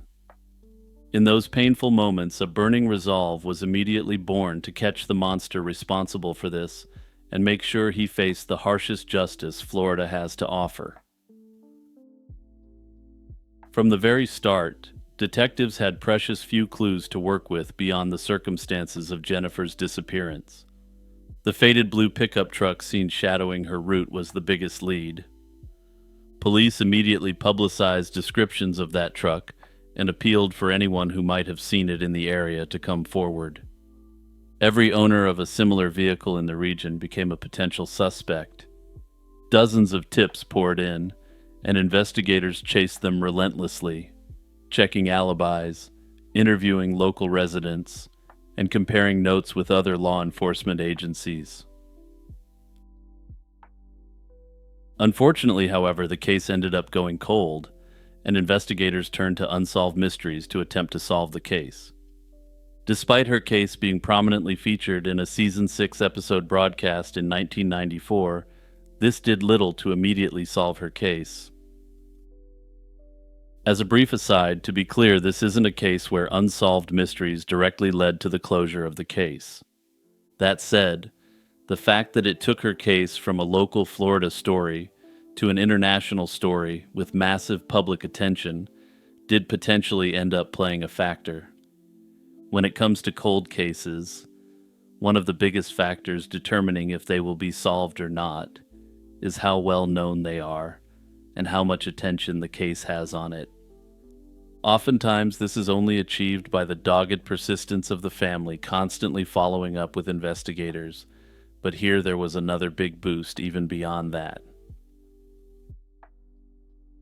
Every time Jennifer's case has been rebroadcast or rewatched over the past 3 decades has been a dividend paid in the currency of attention. But anyway, that's enough of me ranting about the importance of covering cold cases. 2 years later, in January 1995, a small development rekindled investigators' hope. In a rural area of western Hernando County, about 40 miles from Jennifer's home, a couple scavenging for scrap metal stumbled upon 2 weathered objects in the brush. They found a school book bag and a clarinet case. Astonishingly, these were identified as belonging to Jennifer Odom, items that had been missing since the day she vanished. The location of the discarded book bag and instrument case suggested the perpetrator had carried them for some distance and then tossed them. Unfortunately, while it was hoped that this may help crack the case wide open, nothing further happened at the time. Unbeknownst to many following Jennifer's case, an important clue to her mystery lay in another crime that had occurred a year before her abduction. In January 1992, just 13 months prior, a 17-year-old girl in neighboring Pasco County had also been attacked shortly after stepping off a school bus. In that incident, the teenager was beaten and subject to the most disturbing form of assault, but she miraculously fought off her attacker and managed to survive. The similarities were chilling. A girl walking home from a bus stop in the same region, attacked in broad daylight. Even back in 1993, some investigators wondered if the predator might have struck before. However, at the time, there was no suspect in the 1992 case either, and the surviving victim could only offer a limited description of her assailant. Detectives collected biological evidence from the 1992 crime scene, but at the time, forensic technology was rudimentary compared to today. By 2015, DNA technology had leapt forward, and cold case detectives revisiting the 1992 assault decided to push for advanced analysis. This ended up turning up a sinister man named Jeffrey Norman Crum, and as soon as he surfaced, the puzzle pieces from years past began clicking into place. Crum had lived in the area during the early 1990s and, investigators soon learned, he owned a blue pickup truck back then. He was also very familiar with the rural back roads and orange groves where Jennifer had been taken and where her body was left. Perhaps most tellingly, the modus operandi of the two crimes matched almost exactly, and he had a dark and violent history. According to court records revealed later, several witnesses recalled Crum bragging or hinting that he had slain Jennifer Odom years ago. And yeah, I'm not going to let that fact slip by without commenting on it.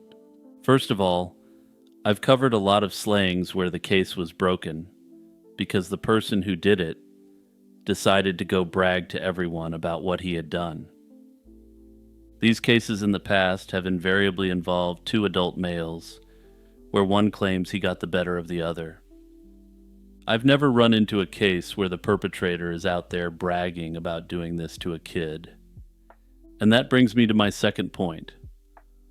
Who were these people he was bragging to, and why didn't they report this to the cops years prior? Piece by piece, a mosaic of evidence was being painstakingly assembled by law enforcement. With Crum serving 2 life sentences for the 1992 attack, detectives had ample time to prepare their best shot possible. Also, as you likely already know, the prosecution only gets one chance to present their best case due to the double jeopardy rule. These facts have dictated the glacial pace this case has advanced at over the years. On a summer morning nearly 30 years after Jennifer Odom's life was cruelly taken, the breakthrough everyone had been hoping for finally arrived. On July 27, 2023, Jeffrey Crum, now 61 years old, had been arrested and formally charged for the disgusting crimes against Jennifer Odom.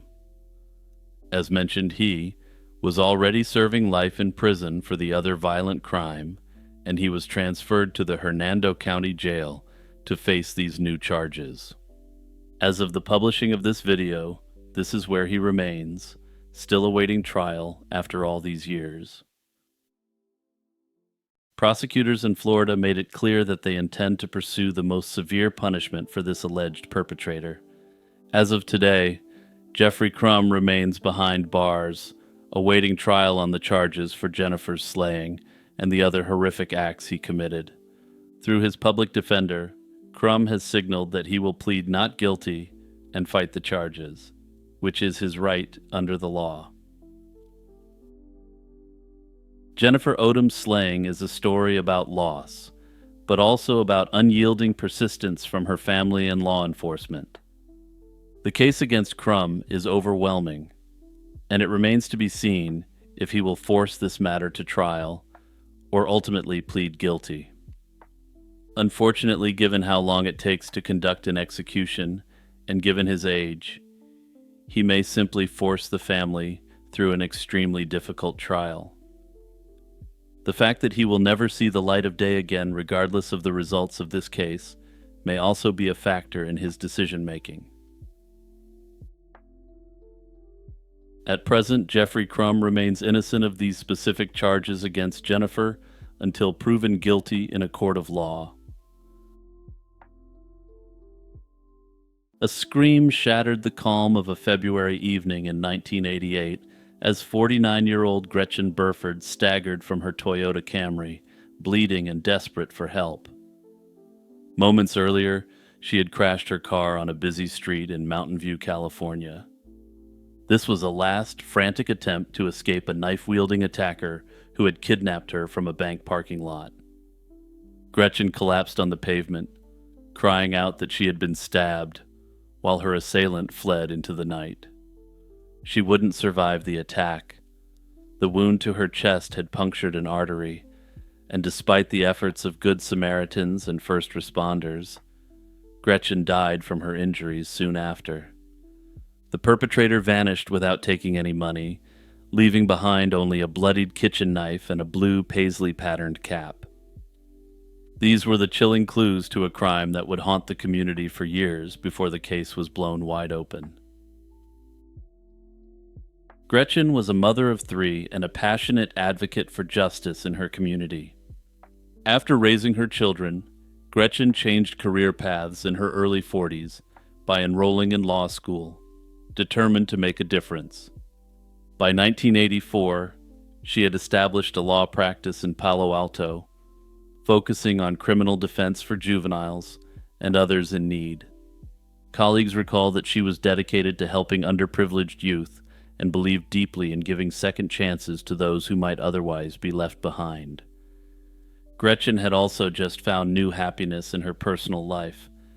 Less than 2 weeks before her death, she married her second husband, Wayne Durnitz. This hopeful new chapter was cut tragically short by the events of that fateful winter evening. On February 26, 1988, Gretchen wrapped up her workday at her Palo Alto law office and began her routine drive home. She stopped at a Wells Fargo ATM at around 6:30 p.m. to deposit a check, an errand she'd done countless times without incident. Unbeknownst to her, a predator was watching and waiting. Investigators believe that as Gretchen stepped away from her car to use the ATM, an unknown man slipped into the back seat of her unlocked Toyota Camry.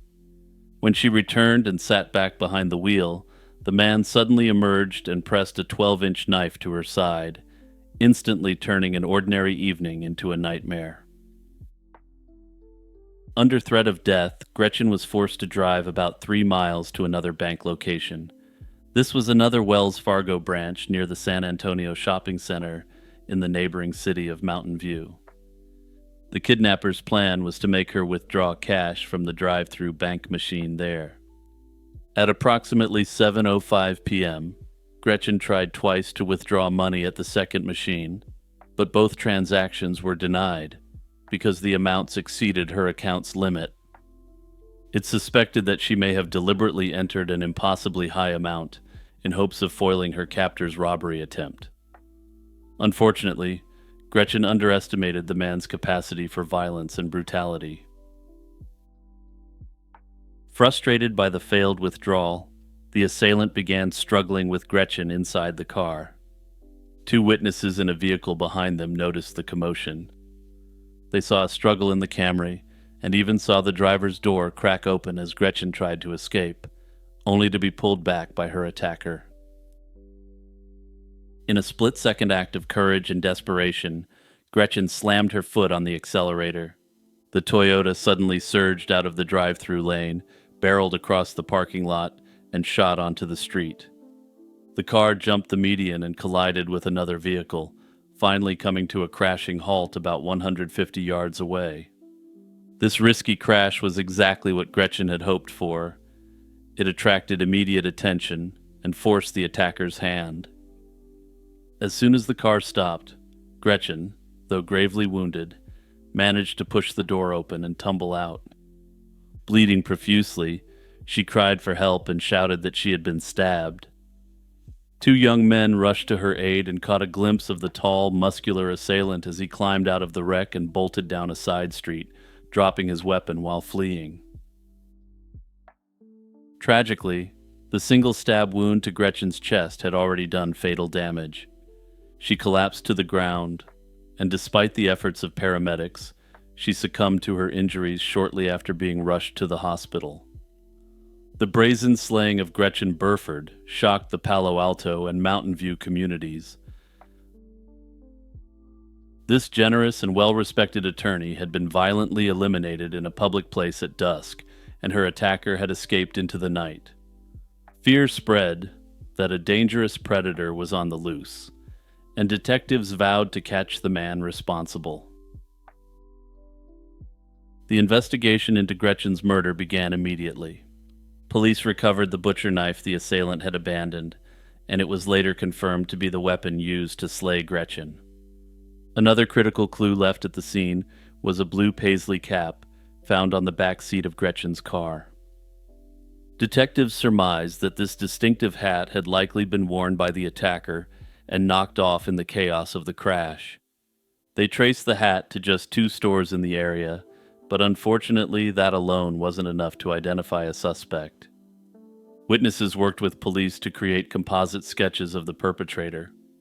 He was a tall, athletic black male in his 20s, and these sketches were plastered across local news outlets and bulletin boards.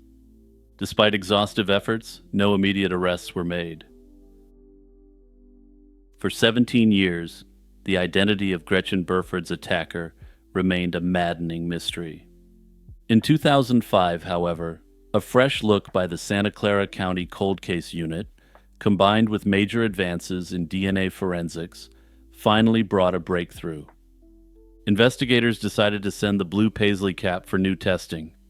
This time, forensic scientists successfully extracted a genetic profile from microscopic skin cell traces on the hat's inner band. When the DNA profile was run through the FBI's national database, it hit a match. The genetic evidence from the hat pointed to a man who was already behind bars, 39-year-old Tyrone Hamill. In June 2005, Santa Clara County officials announced this DNA breakthrough to the public, finally ending years of uncertainty and renewing hope that justice was within reach.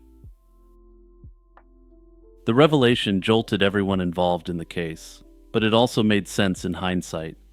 Hamill had an extensive history of violence and was serving a life sentence in Texas for multiple indecent assaults and armed robberies committed in 1988. Investigators learned that he had been in California around the time of Gretchen's death, having traveled to Menlo Park in late February 1988 to attend a family funeral. Armed with the DNA match and this background information, authorities were finally able to put a name and face to the mystery that had haunted them for so long. Cold case detectives didn't stop at the DNA hit. They also revisited old reports and discovered a telling incident that occurred just weeks after Gretchen's slaying. Also, just before I go on, it's important to remember that prosecutors only get one chance to convict. And in this case, the DNA evidence could have had a potential innocent explanation. And in the criminal context, given that the prosecution has to prove its case beyond a reasonable doubt, even a pretty flimsy explanation can result in someone being found not guilty. But with that said, let's get back to the evidence itself. At a bank parking lot across the street from the Mountain View bank machine where Gretchen had been attacked, a woman reported that she found a man hiding in the back of her car late one night. When she screamed and triggered her car's alarm, The man fled, dropping a large knife as he vanished into the darkness. At the time, that attempted abduction remained unsolved, but now investigators realized it was likely Hamill, still in the area, and brazen enough to try striking again. Additionally, one of the eyewitnesses from 1988 who had seen the perpetrator in Gretchen's car was shown a photo lineup and identified Tyrone Hamill as the man he had seen. In 2007, further forensic analysis even managed to match a latent fingerprint from Gretchen's car to Hamill, erasing any remaining doubt about his culpability. Once Tyrone Hamill was identified, Santa Clara County authorities moved swiftly to bring him to justice. An arrest warrant was issued, and the process of extraditing Hamill from Texas to California began in 2005. Given the heinous nature of the crime, prosecutors deliberated whether they would attempt to give him the state-sponsored DP. Ultimately, influenced in part by the wishes and values of Gretchen's family, they opted for a different path. Gretchen had been a staunch opponent of the DP in her life, and her family agreed that a life sentence would be a more fitting outcome. In January 2008, nearly 20 years after the attack, 41-year-old Tyrone Hamill pleaded guilty in a California courtroom to the first-degree slaying of Gretchen Burford. He confessed to the horrific crime and offered a tearful apology for his actions, though any remorse he expressed rang hollow given his extremely disturbing criminal track record. A judge sentenced Hamill to life in prison without the possibility of parole, the maximum penalty short of getting the DP, ensuring that he will spend the rest of his days behind bars. The story of Gretchen Burford's slaying and its ultimate resolution is one of heartbreak, perseverance, and the power of modern forensic science. What began as a tragic, unsolved mystery in 1988 became a testament to the dedication of investigators who refused to give up. It's also a reminder to investigators to secure all the evidence they can. The blue paisley hat that once seemed to be simply the lost property of the perpetrator turned out to be the key to cracking the case, thanks to advances in DNA analysis. Hey everyone, it's Jimmy here, taking a moment to remind you to like and subscribe and to hit the notification bell. Also remember to search up Lazy Chill True Crime wherever you get your podcasts, and don't forget to follow for more content. A quiet suburban community in Virginia was shaken by a grisly discovery on April 2nd, 1982. Early that morning, the body of a woman, wearing nothing but a pair of shoes, was found on a wooded path just yards from a school in the town of Montclair. She had been shot execution-style with a single bullet to the head, and the way the perpetrator discarded the victim so close to homes and a school was shockingly brazen.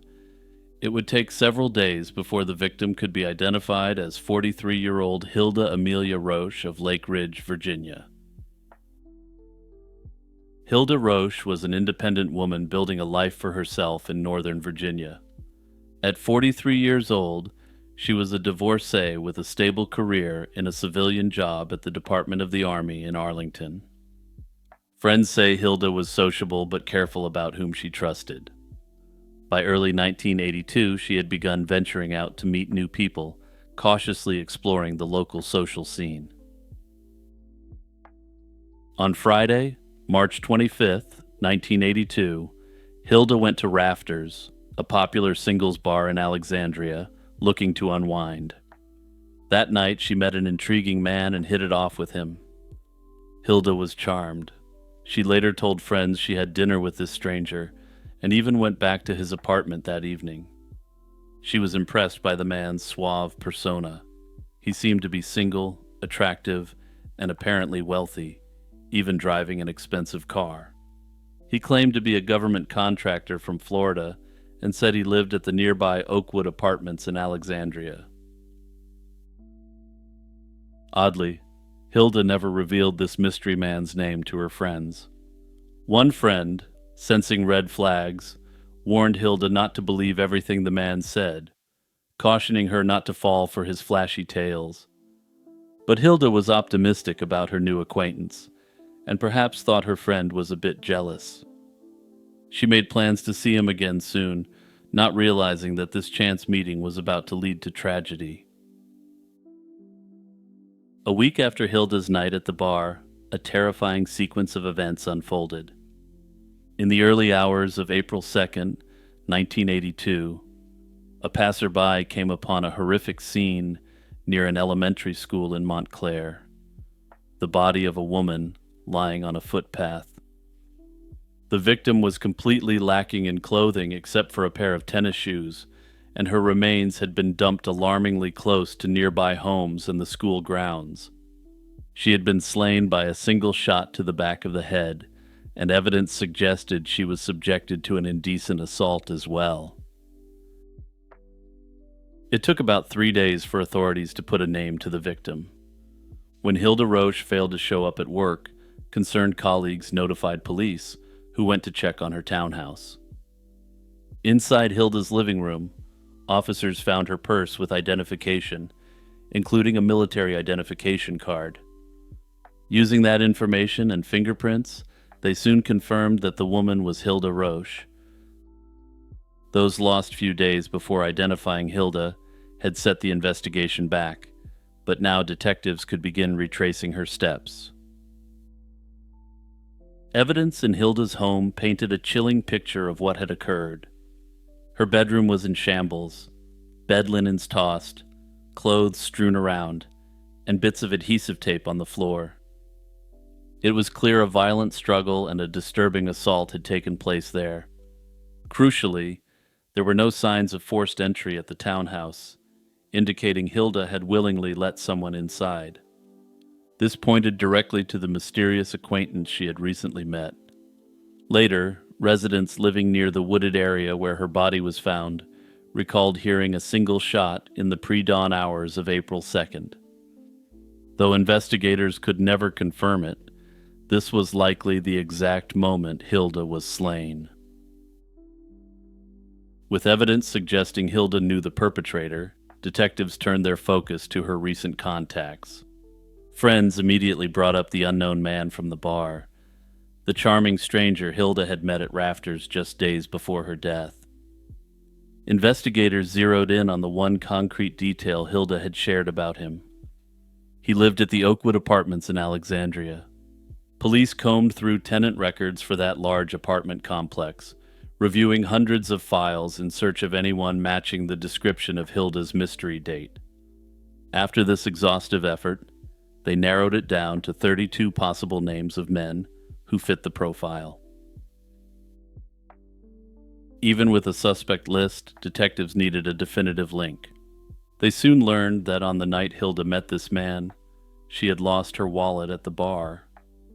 Strangely, despite just meeting, the man had left his phone number with the bar's staff so he could be contacted if the wallet turned up. Indeed, a few days later the wallet was found, and the man retrieved it with the intention of returning it to Hilda. Finding this sequence suspicious, police turned to an unconventional tool: hypnosis. The bar manager who had interacted with the man agreed to hypnosis to help recall details she couldn't remember consciously. Under hypnosis, she managed to recall portions of a phone number that the man had given her. Investigators compared that fragment of a number against the phone records of the 32 potential suspects. It was a match. One of the numbers roughly corresponded to a 38-year-old former Oakwood tenant named Gregory Richard Barker. Gregory Barker instantly became the prime suspect in Hilda's slaying. Detectives discovered he had moved out of the Oakwood apartments shortly after the slaying and left a forwarding address in Las Vegas. By the time police checked Las Vegas, Barker had vanished again. They also had solid physical evidence. Fingerprints found in Hilda's townhouse matched Barker's prints, tying him directly to the scene. Based on the evidence, authorities suspect that Barker used the lost wallet as a pretext to get into Hilda's home. He likely came over pretending to return it, then attacked her. After overpowering and restraining Hilda, Barker forced her into the trunk of his car and drove about 9 miles to the wooded area near the school. From there, he is speculated to have marched Hilda into the darkness where the unspeakable horrors ended up taking place. As the investigation dug into Barker's background, they found that much of his persona was a lie. He wasn't the wealthy, successful individual that he had claimed to be. In truth, Barker was a former U.S. Army officer with a checkered past and a history of delusional thinking. He had served 2 tours in Vietnam and rose to the rank of captain before leaving the service in the 70s. Despite his decorated military past, Barker's life after the Army had veered into deceit and crime. He was obsessed with spy novels and, police suspected, prone to delusions that he was some kind of secret agent on a mission. Investigators also feared that Hilda might not have been Barker's only victim. The brutality of the crime led authorities to wonder if Barker had slain other women before, and at the time they were able to tentatively connect him to other slayings. However, in subsequent years, these cases were all resolved, and he wasn't responsible for any of them, and it's unclear if Hilda was his only victim. They also discovered that he was wanted in connection with a string of bank robberies in Nevada. By 1991, nearly 9 years after Hilda's slaying, authorities turned to television as a last resort to flush out their fugitive. Hilda's case was featured on Unsolved Mysteries and America's Most Wanted in 1991, putting her case in front of tens of millions of viewers. The move paid off quickly, and a viewer in Phoenix, Arizona recognized Barker, who was then living under the alias Alex Graham and working as a telemarketer. On April 25, 1991, just one day after the Unsolved Mysteries broadcast, FBI agents swooped in and arrested Barker at his Phoenix office without incident. The man who had eluded justice for so long was finally in custody. After his capture, Barker was first sent to Nevada to face charges for the bank robberies. He was convicted on those charges in late 1991 and sentenced to 20 years in federal prison. Next, he was extradited to Virginia to be held accountable for Hilda's slaying. Rather than go to trial, Barker opted to plead guilty in May 1992. He agreed to a hefty 110-year prison sentence, with 50 of those years suspended. This was effectively a 60-year term for his horrific crimes and ensured that even at age 45, Barker would spend the rest of his life behind bars.